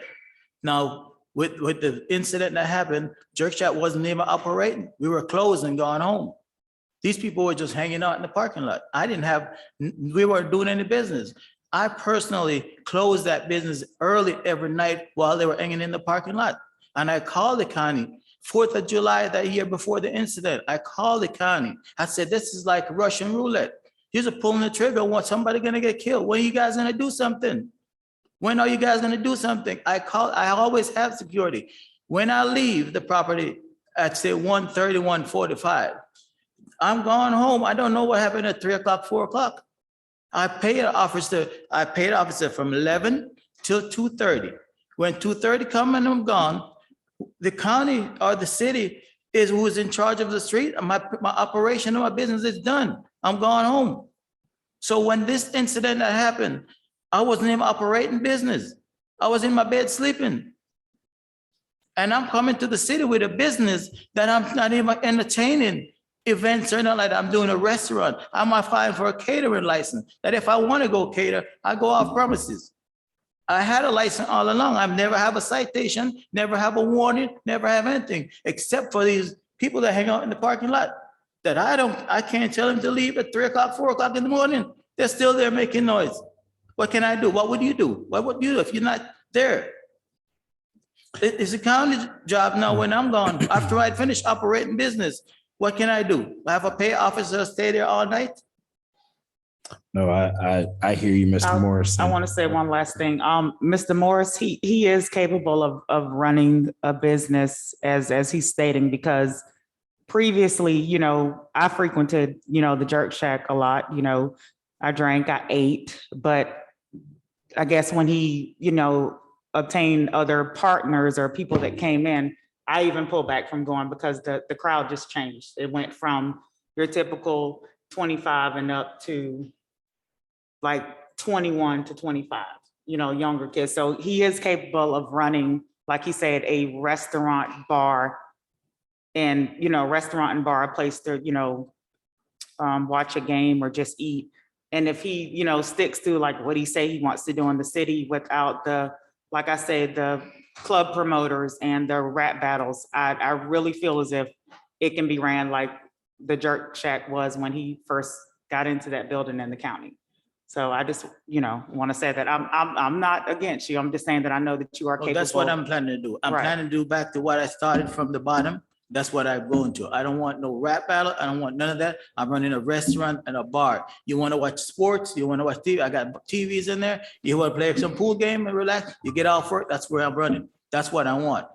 I come back 10 days from now, 20 days from now, 2 years from now. That's my story. That's what I'm doing. That's what I want to do. I came to the city years ago and I have a business down here. I do everything for the city and I want to come back to the city. And I'm thinking to myself, the city gonna open arms and take me, not because of what somebody else do. I can't be hold for something that somebody else do that I have no control over it. When I'm going home, you know, I'm gonna be a legitimate business. I'm running the business. I'm a sole proprietor. I'm not partners with no one. I'm running the business by myself. I'm here to take care of me and my family and the city. I'm bringing business back here. I always support the city even when I'm not here. I cater food 2 weeks ago down there for the well. The Q Dolls called me, come on, George, cater for me. I support the community. I serve the community, city or county. Wherever you need my help, I'm gonna be there. So it's not about city or county. The county did not do their job and leave me in a pickle standing here begging for a license. When I first came here the first time, I didn't have to beg. It was just handed to me. I'm coming here begging for a license now, but that's something that I don't do. I'm not that kind of person. I'm 55 years old. I'm a grown man. I'm trying to do business. Now, this is my last hurrah. I'm trying to get out of the business after 5 or 10 years from now. I'm not trying to cause no ruckus. No, I appreciate that, Mr. Morris. And again, appreciate your patronage of the city.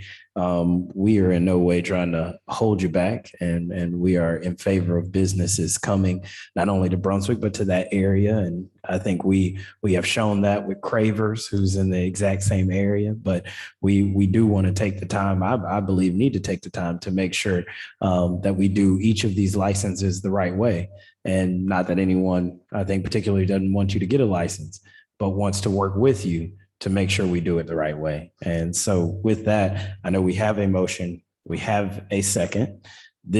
I want you to hear Mr. Morris. Go ahead. I'm sorry. Well, I guess my question would be, what is the purpose or the benefit of deferring this? Like, what can be accomplished?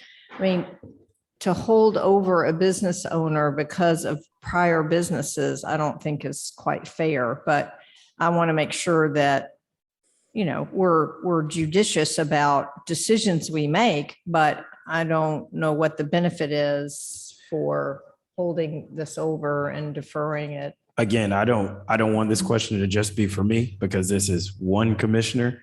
We can have a motion to do something completely outside of what I believe. Number one, if you come before me and ask me for an alcohol and liquor license, I'm going to ask you if you talk to the MPA. Those are the people who live in the community. Those are the people who will be most affected by you not being able to clear out your patrons when you go home. Those are the people who will be affected by our security services and our civil servants being called to an area again and again and again and again. Those are the people. So having a conversation with the MPA for me is a must. The second thing is, I think we have to be clear that we are dealing with a type of business in an area that we have to have deeper conversations about the stipulations that, as City Attorney Corey said, we may have to put on any type of specific license, whether it's making sure we are very honest with Mr. Morris that we need him to have security, whether it's saying and putting in writing with Mr. Morris that we need to make sure X, Y, and Z is done if he has additional parties or additional rap battles or what have you. I think that's the kind of work the commission needs to put in. But again, and the work that you have to do with people. But again, that's just me. And I'm one commissioner, and I will say, in favor of Mr. Morris getting this license. I just want to make sure we do it right and we take into understanding the area, the things that has happened in the past, and the security of our citizens in that area. So. And I hear Commissioner Martin, I hear the mayor, and this is not, for me, this is not to prolong him being there, because I mean, when all is said and done, I am in favor of it. There are just concerns that I have that I don't want to be reactive on. I want us to be proactive on. I know he's a good businessman. I know he runs a good business. I used to get food from the Jerk Shack when he was downtown and stuff. So it's not about that. It's not about holding an incident that happened in the county against him, because he did do, and I did have privy to some of the information that he did his due justice. So let's throw that out of this equation, because he did what he could do within his power to be able to do. I'm going off of the history of that location. The people that were there before, it was a sports bar and restaurant. And he has no control over who's going to frequent that location. I'm not saying not grant him this opportunity. All I'm saying to him and to us and to whomever else is listening, we need to be proactive and not reactive. Whatever things we need to have in place on our side, we need to have in place. Whatever we're requiring of him, any additional measures, we need to know those specifics so that we can make sure that the community is safe. That's all I'm saying. I'm not saying not to support him in this effort. I'm saying to support safety for everybody in this effort. The Waffle House didn't they didn't put that location there expecting those things to transpire as they've transpired at the Waffle House. And so now what are the requirements for them to make sure that that area is safe? And so that's what we've got to look at. We're dealing with a different generation of people and mindset of people. And so though we're not mind readers, we can read statistics and those things that have happened. And we can look at history and look at actions that have just taken place in the recent past and try to put measures in place that's going to protect the entirety. So that's all I'm saying. We need to know specifically. And I asked that question of the gentleman that was in the location in that area before. What conversations, because he said the same thing about the property owner, but what conversation has been held with the property owner to hold them accountable for the securing of that property and to make sure that those who are doing business with him, that their businesses are safe. So it's an overall question for me. I mean, I support you, Mr. Morrison. I support the Jerk Shack, but I also support safety. So that's my biggest concern is safety. Mr. Morris, one last thing. I want to give full credence also to your schedule. When do you plan on opening? I'm ready to open tomorrow. I'm just waiting that you give me a liquor license because I have caterings that I need to do, off premises catering that I booked before I leave that place up there. And the restaurant is open now? Yeah, restaurant's open now. Open now. But the thing about it is like I have caterings that I do that based on my liquor license. She have all my paperwork that I put in my liquor license catering for. So I'm not worried about just, if I could have get a license in a food truck, I wouldn't have opened up a restaurant down there because I have a food truck. I just need somewhere where the state gonna be able to put my license, and I'm gonna make sure security is taken care of, like I always do. And I said, when did liquor or drinking was permitted in public and nobody do anything about it? When did that happen? I've never seen that in my life until then. The people inside the Hopin parking lot drinking, smoking, getting high, doing everything, and nobody do anything about that. And I'm standing up here in front of you guys pleading for safety of someone that I called. My phone number have logbook up in the county. I mean, where you go when people drink open bottle in public? Sitting on top of their car, playing music, doing donuts in the parking lot. What can I do? What would you do? What can you do? If you go home and see a whole bunch of people in the parking lot, you have to call police. And if you call police and they don't show up, what's your next plan? What your next plans are? Again, Mr. Morris, I thank you. I thank you for your patience of the city. And we do have a motion. If that motion needs to be rescinded, we can open it up to another motion. I can't make a motion, but I don't want to prolong it. I just want to open it up to the commission.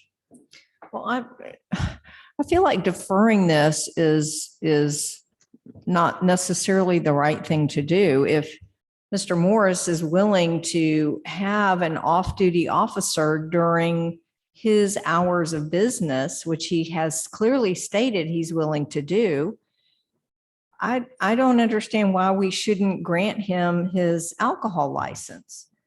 I mean, it'll be pretty clear if something happens during his business hours that's close to his premises, but it sounds to me like it's all happening later after you're closed and your business is done for the day. The business is done, closed, we're gone home. And I don't want to hold that up. You want to rescind your motion, Commissioner Kaysen? Commissioner Kaysen has rescinded his motion. I will accept that as a motion. You want to put that forward as a motion?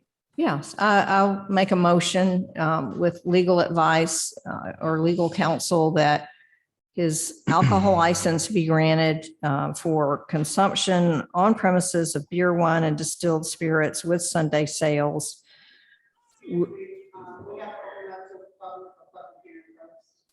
Oh, okay. I thought we did Yep. some of that. With that, do we have anybody else from the public who wishes to speak?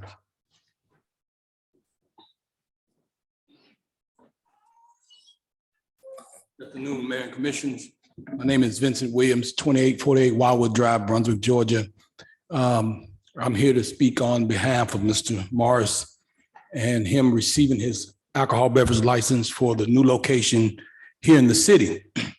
As we know, he's had several locations throughout his tenure in Glenn County, a couple of them in the city. But from the things that I've heard and the things that I've understood, he hasn't had any incidents concerning his business or had any problems concerning his business.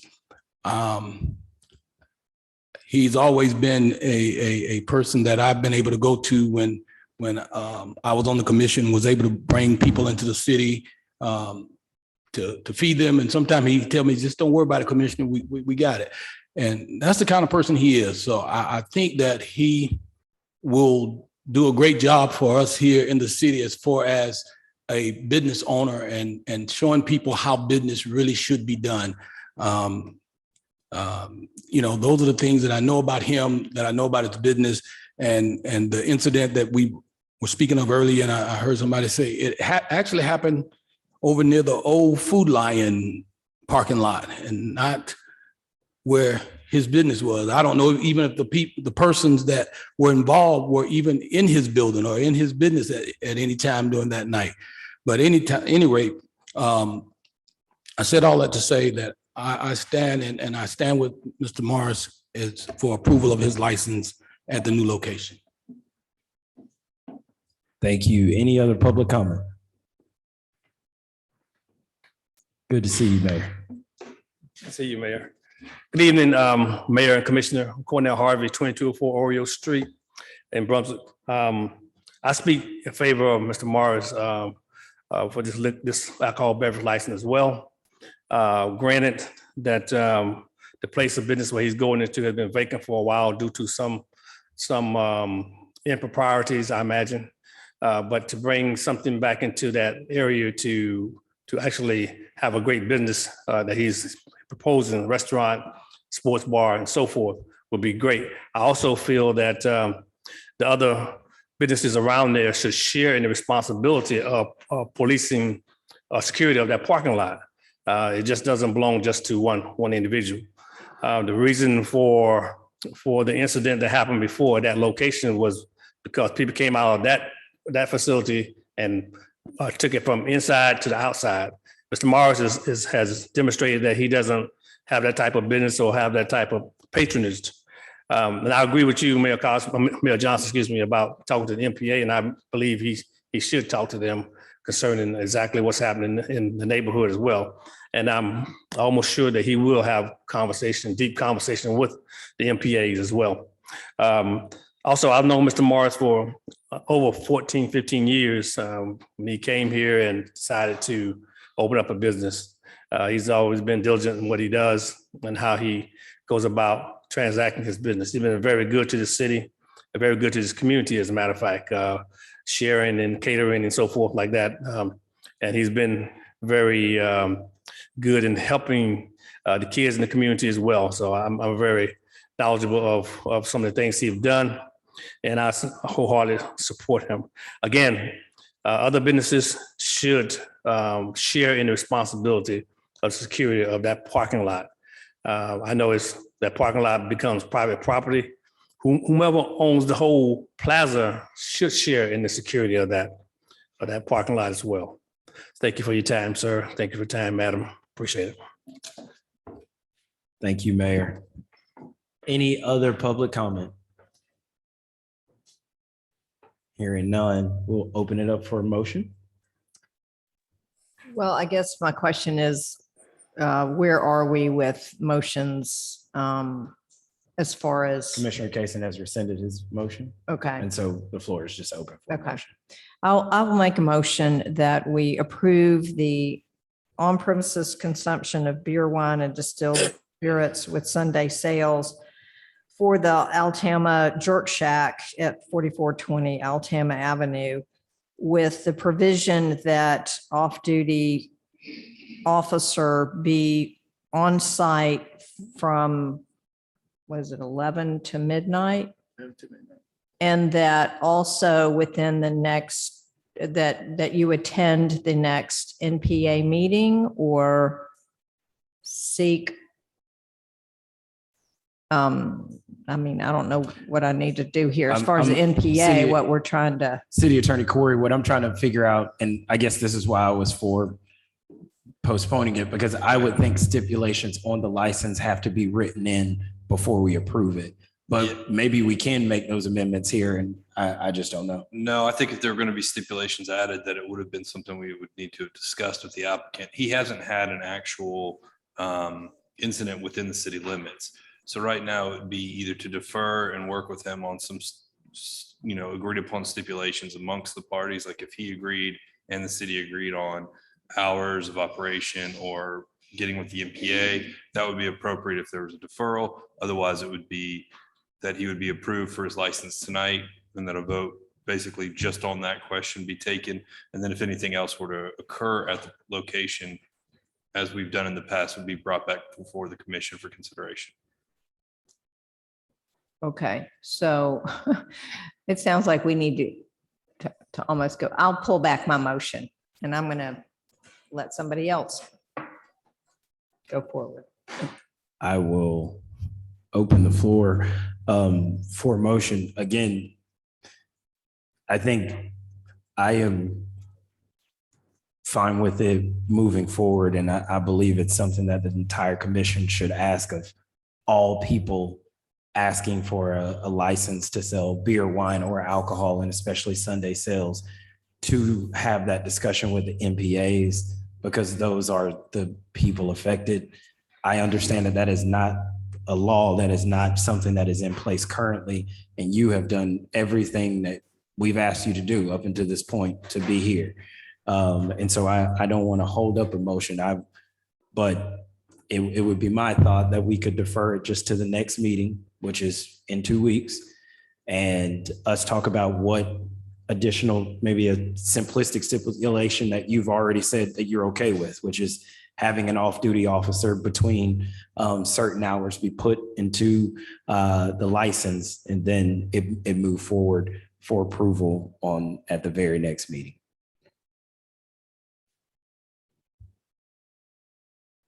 While I wish I could make a motion, I can't.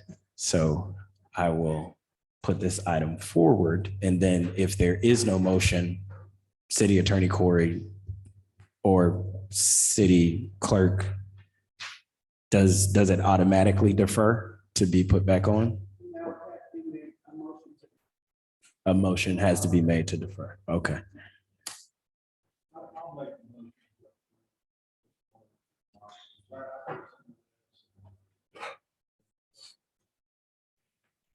Something I think has been overlooked is credibility.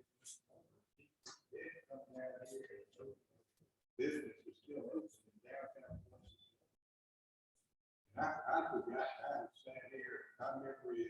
I remember. I remember working with him. Yep, yep. And I'll say that he was my dad and wife, always. I'll second the motion. There we go. We have a first and a second. All those in favor show by the usual sign of aye. All those opposed, I will offer an opposed position solely on the fact that I think any liquor license has to meet with the MPA before it's approved. So with that, I think we have a 4-1 and you are approved. Thank you, Mr. Morris. I won't let the city down like I never will. I never have the county. I'll make sure I make the city proud like I always do. Appreciate you, Mr. Morris. With that, we'll move on to Family Dollar Store number got one, yes. 24826. Yes, this is for the Family Dollar Store at the 4420 Altama, Suite 27. Same building area, requesting retail sale of beer and wine. Background, a complete review has been done on the manager, Alana, and we also have a representative from the Family Dollar Store attorney, and he is here, Mr. Weigel, to answer any questions. Thank you. Good evening, Mayor Pro Tem and fellow commissioners. My name is Dan Weigel. My firm represents Family Dollar Stores Incorporated and its subsidiaries, including Family Dollar Stores of Georgia. And we nationally handle licensing matters for all Family Dollar locations and related entities. But as a member of the State Bar of Georgia, I particularly enjoyed the opportunity to appear on Family Dollar's behalf in Georgia communities. And I thank you for the opportunity to address the commission tonight. As the privilege of the retail sale of beer and wine is for off-premise consumption only at the Brunswick store is being considered at tonight's hearing, I wanted to provide some additional information relating to how serious Family Dollar takes its responsibility to comply with all applicable rules and regulations. First, in addition to any requirements imposed by the state or local jurisdictions, Family Dollar has a vigorous internal training and auditing program to ensure strict compliance and zero tolerance for violations. These internal procedures include, but are not limited to, the following: training on minimum age requirements and how those requirements apply. This includes the mandatory use of handheld scanners to verify birth dates are within the range required to make the purchase. Training on how to recognize and differentiate between authentic forms of identification and counterfeit identifications. Training on how to confirm the person presenting the identification is the person on the identification card. Training on the associate's rights to refuse to sell any alcoholic beverage to a person who appears to be intoxicated and how to communicate that refusal respectfully. Training and understanding the role and personal liability to guarantee compliance with all applicable rules and regulations with emphasis on Family Dollar's zero tolerance policy is strictly enforced at any store. And finally, training on how to comply with law enforcement as a partner to ensure compliance with the law. Second, Family Dollar uses internal auditing programs and proprietary software to detect abnormal activities to deter and prohibit any violations of rules and regulations. Further, Family Dollar locations are all equipped with surveillance cameras that monitor the cash registers, front doors, receiving and stockroom areas, and always include at least one dedicated camera focused on beer and wine locations within the store. And based on these vigorous internal compliance matters and a culture of zero tolerance, Family Dollar is proud to say that from 2019 to 2021, the percentage rate of locations to violations received nationally is approximately less than 0.04%. In sum, and as complementary to other small businesses in the area, Family Dollar simply wishes to provide a safe, family-oriented option to those families who wish to purchase, similar to a grocery store, beer for consumption with their meals at home. In conclusion, Family Dollar greatly appreciates the opportunity to conduct business in the state of Georgia and specifically in the city of Brunswick. Family Dollar respectfully requests that you approve the license to allow beer and wine sales for off-premise consumption only at the Brunswick store. And I'm of course available to answer any questions or address any concerns the commission may have. Do most of your stores offer retail sales of beer and wine? So we are, as part of the licensing team, we're working throughout the nation. Each store is considered on a case-by-case basis. Our licensing team conducts vigorous research to ensure that the location is right. Looking into whether there are surrounding schools, churches, even outside applicable rules and regulations to ensure that that store is the correct location. I just know personally that our firm has been involved in the past year with that. My only thing is, Family Dollar selling beer and wine, and you have Walmart across the street, the gas station, they can go next. And by the way, it's right next door to Mr. Morris's restaurant. So I'm just, you know, they, it's just a lot of. Well, yeah, if I may, to address the first aspect of it, as I mentioned, it would just be to be able to compete with those areas. I know that we do have a similar price point to grocery stores and Walmart. So it is, you know, we have a family oriented business atmosphere. It's for off-premise consumption only.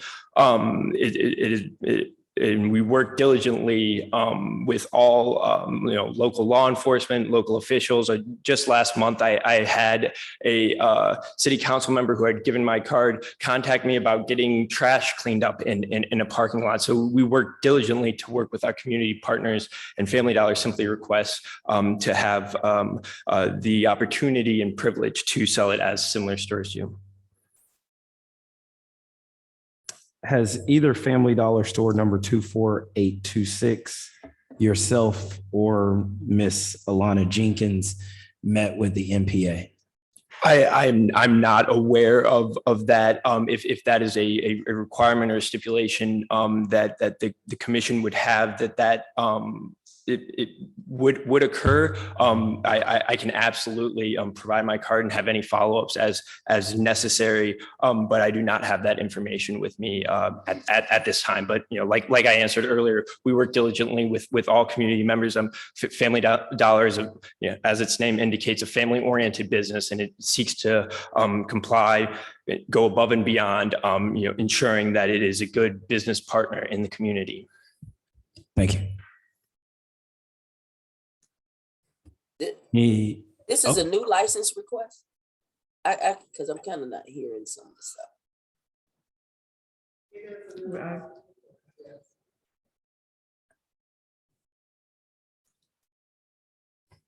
You hear that, Mayor Pro Tem? No, I didn't hear. It is a new license request. Okay, and I guess I kind of missed what he said, spurred this on. They've been, because they've been there for years, and now they want to do beer and wine retail? Yes, that is correct. I may be paraphrasing for him, but I think he said it's because it is a new part of their business model where they are competing with other grocers in this arena. That was probably said better than even I said it. So that is correct. Thank you. Okay, so I guess, and what's the hours of operation again? For this store, it is 9 a.m. to 10 p.m. Okay, so we're gonna be crossing over hours.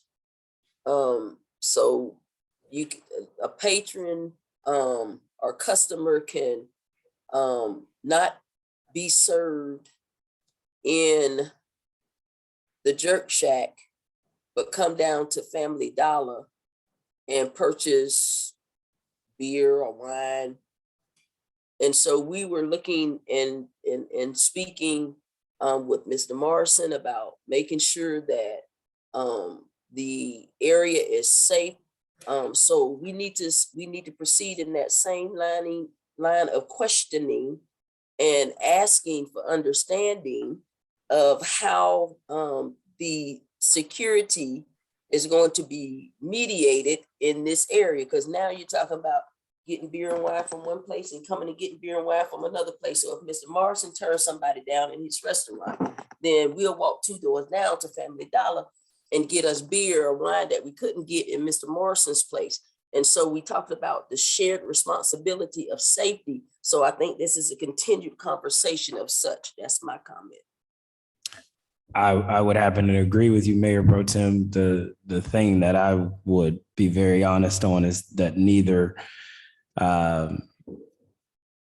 applicant has met with the MPA in my scenario. So, you know, that's the first thing. And the second thing is I fully agree that everyone in that area, from Waffle House to Jerk Shack to anything else, should be a part of the securitization of that area and our citizens in that area.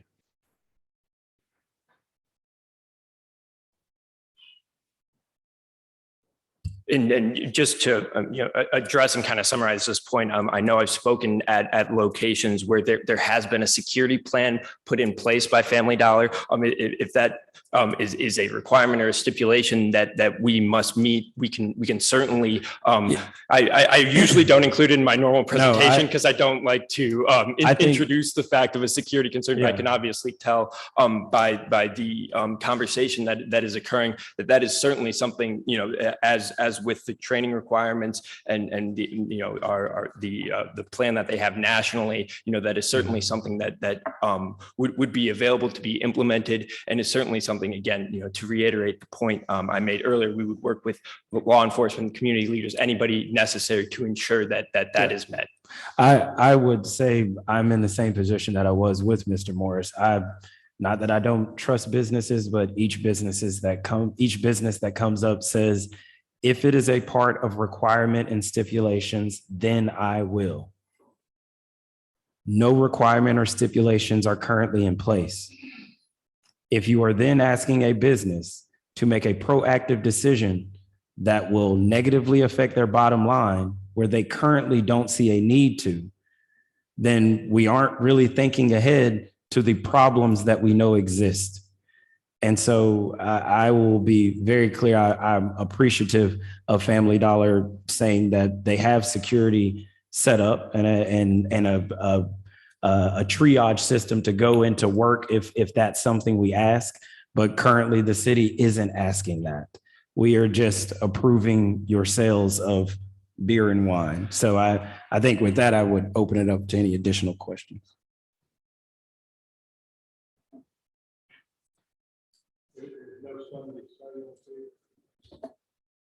I can't hear Commissioner Case. Retail sales includes Sunday sales, Mayor Pro Tem. After 12:30, yeah. After 12:30.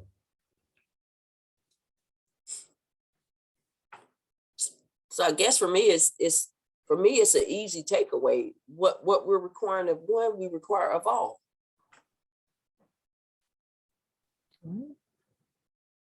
Do we require? I would agree. I think at current, we aren't requiring anything. We're taking a vote. So I'm in favor, and I agree, Mayor Pro Tem, that there should be some requirements, especially in areas where we have had safety concerns. But as of now, the licenses that we are approving, they don't have any requirements, and nor a requirement to even meet with the citizens of that particular area. So there is no requirements currently inside of what we're approving here. So we didn't require of the last applicant that he has security. We can't. We can't. We could have only done that if we were deferred the action to the next meeting and then put that inside of the requirement before we voted on it.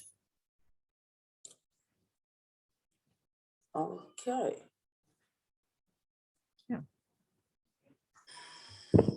With that, if we don't have any additional questions, I'll open it for a motion. Well, we have a public hearing. Oh, public, I'm sorry. Any additional comments from the public? Hearing none, I will open it for a motion.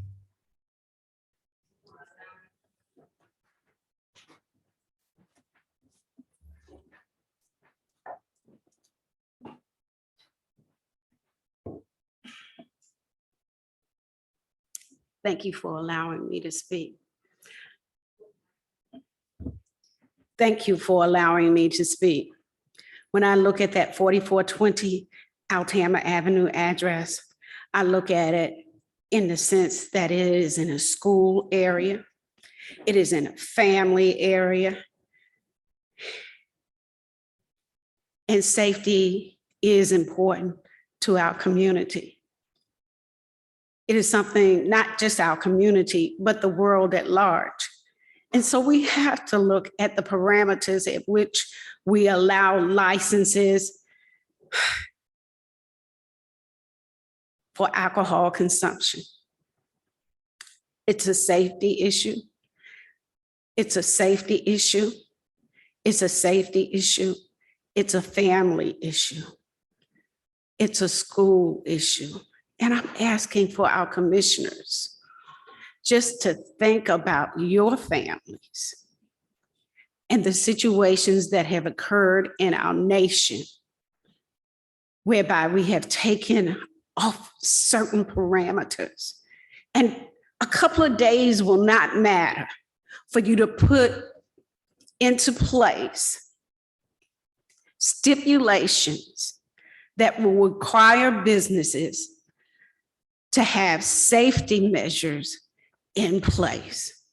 Please, commissioners, consider what you're doing and what you're asking and expecting for our community, that we might live peaceable lives. Thank you. Thank you. Any additional public comment? Her name and her address. Name and city address for the record.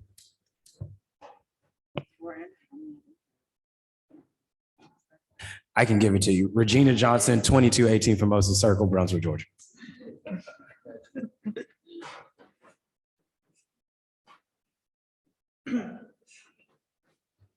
Any additional comment? Hearing none, we'll open it for a motion. I make a motion to approve the license for family retail sales of beer. Hearing a first, do we have a second? Second. Hearing a first and a second, all those in favor show by the usual sign of aye. All those opposed show by the signs of nay. Nay. Nay. We have 2 to 3. The motion fails. When a motion fails, I'm assuming it has a cooling off period to come back before the commission. To Family Dollar Store number 24826. I would ask that you meet with the neighborhood planning, the Neighborhood Planning Association. Neighborhood Planning Association, okay. And is there a contact? Yeah, she'll get you all of that information. We thank you for following protocol thus far, and we look forward to continuing to work with you. So while we're on this whole Yes, yes. lengthy subject, I would ask legal counsel on moving forward with any further alcohol, new business, new alcohol licensing. If we need to back up and tweak our ordinances, or, what measures we need to put in place if we're requiring these folks to take steps prior to, then we need to be very clear about that. Deputy Marshal Blue needs to know that. I mean, it needs to be across the board. Yeah, I think that in the past, there was an informal request that applicants be present. If you recall that, it was basically just transmitted through the deputy marshal's office. And I think that's been successful. But if we are going to place requirements that they meet with the MPAs, it is something that we could do through an ordinance amendment. We do have a longstanding ordinance amendment that we've been working on for a year and a half, maybe longer, in consideration of COVID. That is something that has been back up on the front end of trying to get that through. So I can certainly make that or incorporate that as one of the criteria in putting forth an application, because it does appear to be an item of discussion for every new alcohol license. I would say, though, I do not think it's an item that we could require of renewals. So Right. Just as a, But we could codify it for new applicants. that's correct. Because I totally understand the concern for, our family, close by logistic families and schools, et cetera. But I think that if we're going to require that, we need to be very specific, even to the point of what needs to be accomplished at the NPA. Like, Sure. who needs to be spoken with, what needs to transpire in order for that box to be checked, so to speak, to make sure that whatever due diligence we're asking for is done. And I'll have to work on that. Okay. And I guess I'm a bit remiss or confused because I'm speaking not just of the NPA, which I think they should speak with the community, but I'm the safety measures, security, and so we don't require them to have security if they're selling. We are currently alcoholic we do beverages. not. Right. So I think that, in the past, this commission has placed security measures or probationary provisions on licenses that are in existence where an incident has occurred that violates our ordinances. So I think tonight presented a unique scenario where there was potentially, we don't know this, of course, so I'm not going to speak that it actually occurred, but a potential violation of perhaps a county ordinance where there were some actions or something was discussed with the licensee. I think had that event occurred within the city and within the city commission's jurisdiction, it certainly is something that this commission could have taken into consideration. It is something I think we could also address in the ordinance, just to state that, upon a new licenses application, the city commission is within its bounds to take into consideration actions or events that have occurred at a similarly licensed situation. We already have language in there that relates to if they have been previously denied applications in other jurisdictions, but not something, you're talking about crossing jurisdictional boundaries. So, And I did speak with the county alcohol license to verify that Mr. Morris is not involved. Yeah. You all have gone. Y'all going way off. I'm not adding in this equation what happened in the county. That's not what I'm dealing with. I'm dealing with the city. And if I go and come before you all and ask you for a beer and liquor wine license, and I know, and I'm going to be consuming it, my patrons are going to be consuming it on premises, I'm not responsible for security. I shouldn't have security.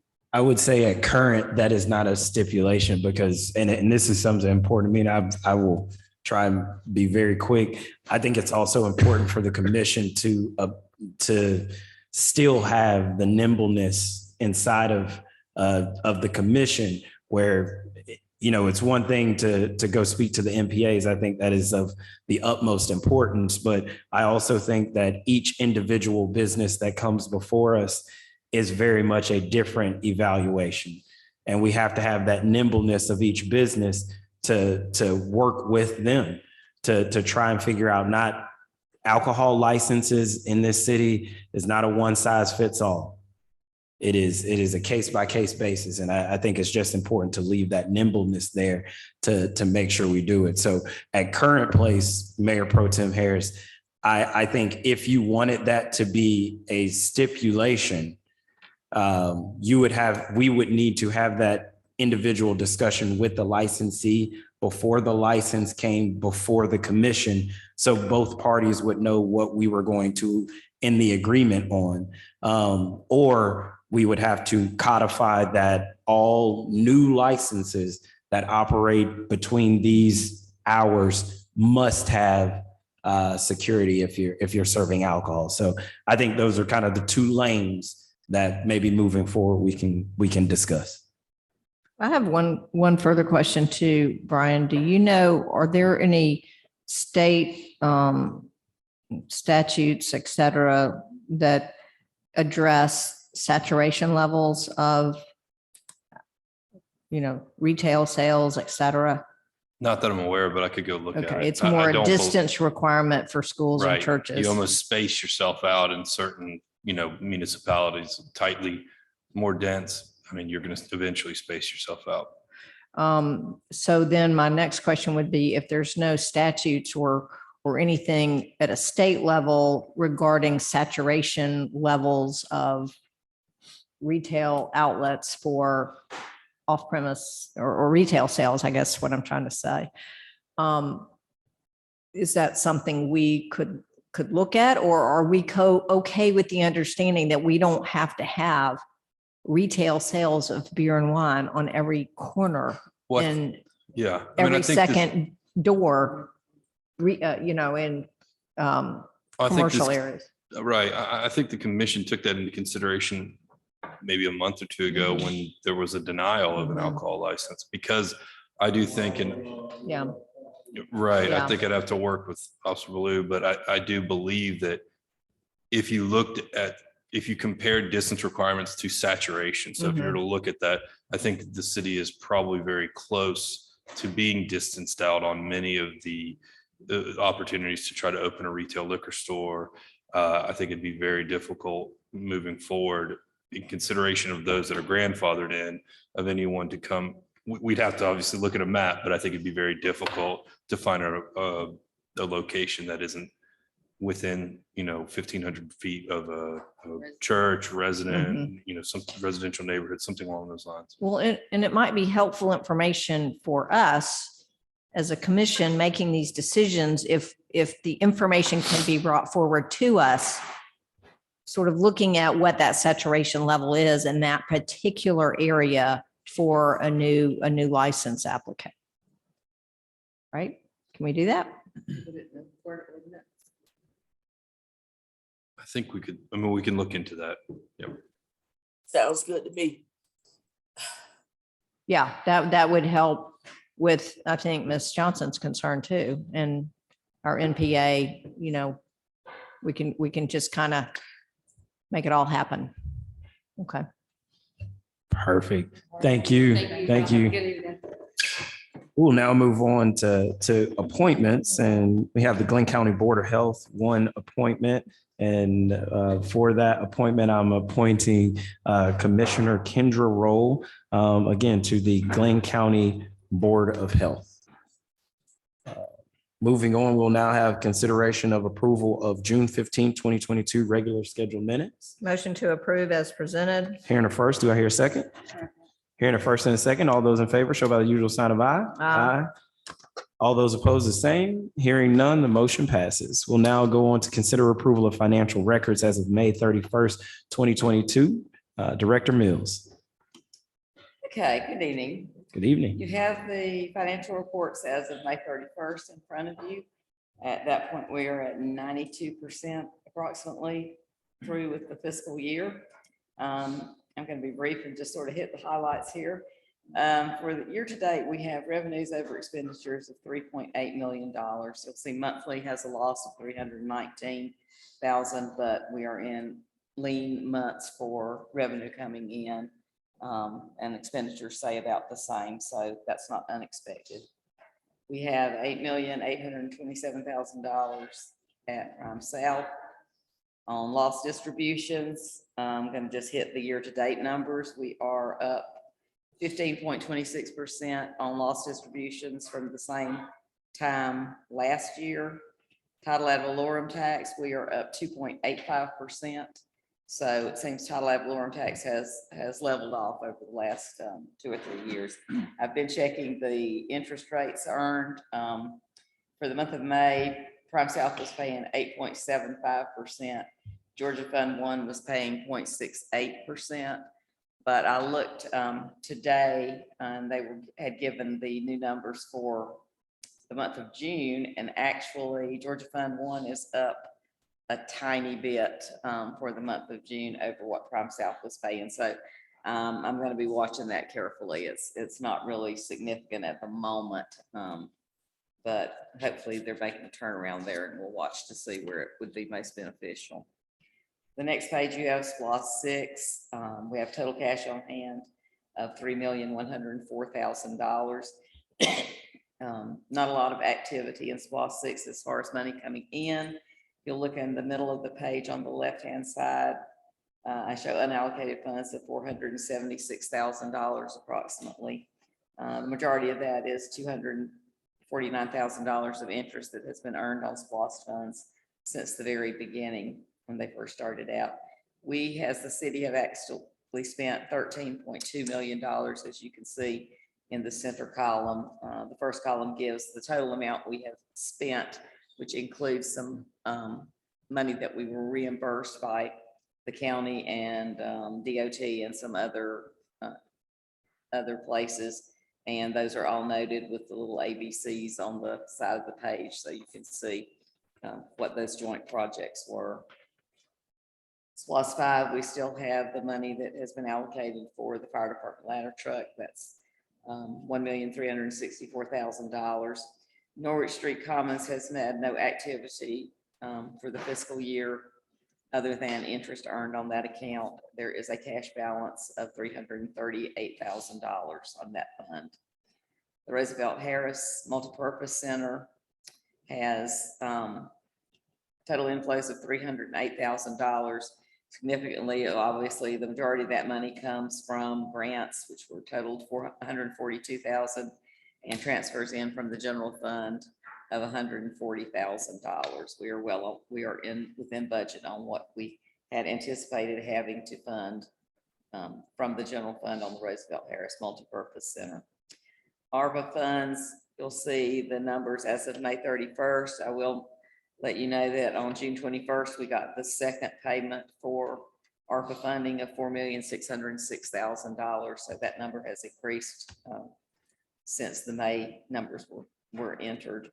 You'll see what we've spent so far, and this is actual disbursements of $120,000 on back to business DDA and back to business non-DDA $95,000.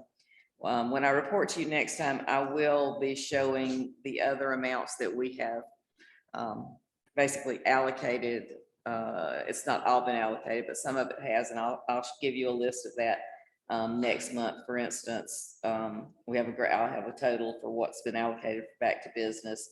And we also have $500,000, if you remember, which is going into the June 30, 2023 budget to replace general fund revenue that would have come in if it had not been for COVID. So those numbers will be in there. And we've also got some other allocations for some other things like street work and a couple of other projects. So that will be noted in the financial statements for next time.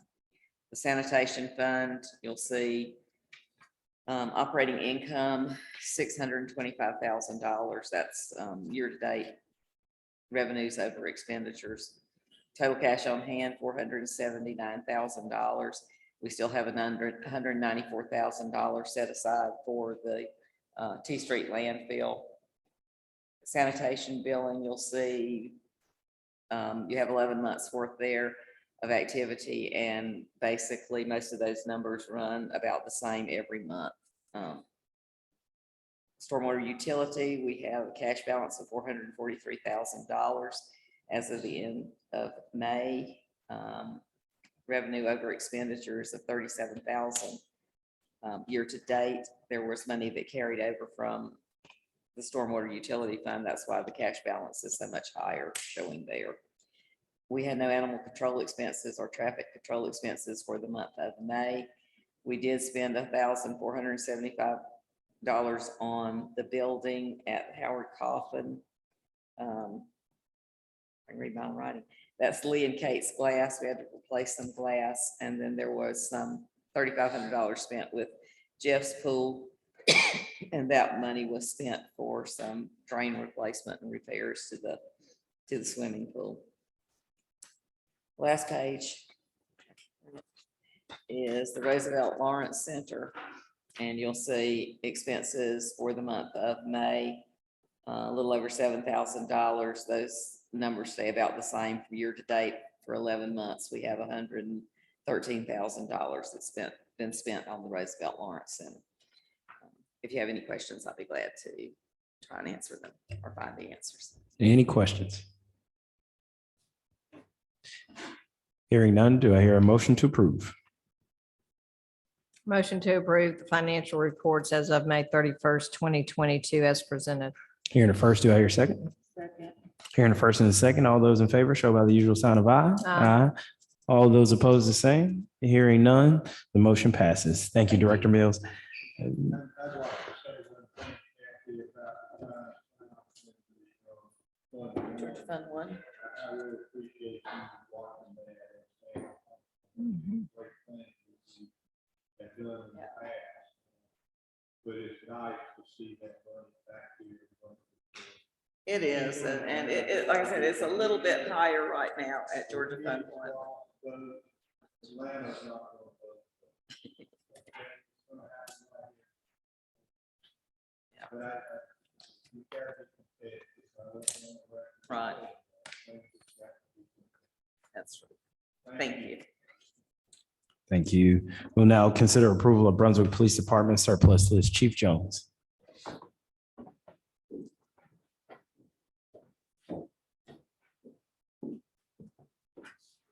Good evening, Mr. Mayor and Commissioners.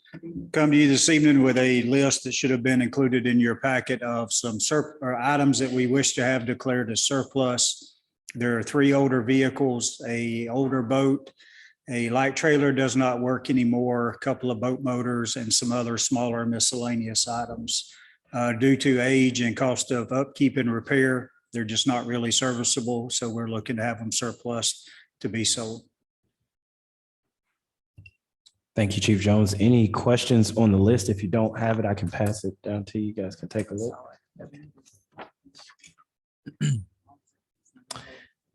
Any questions?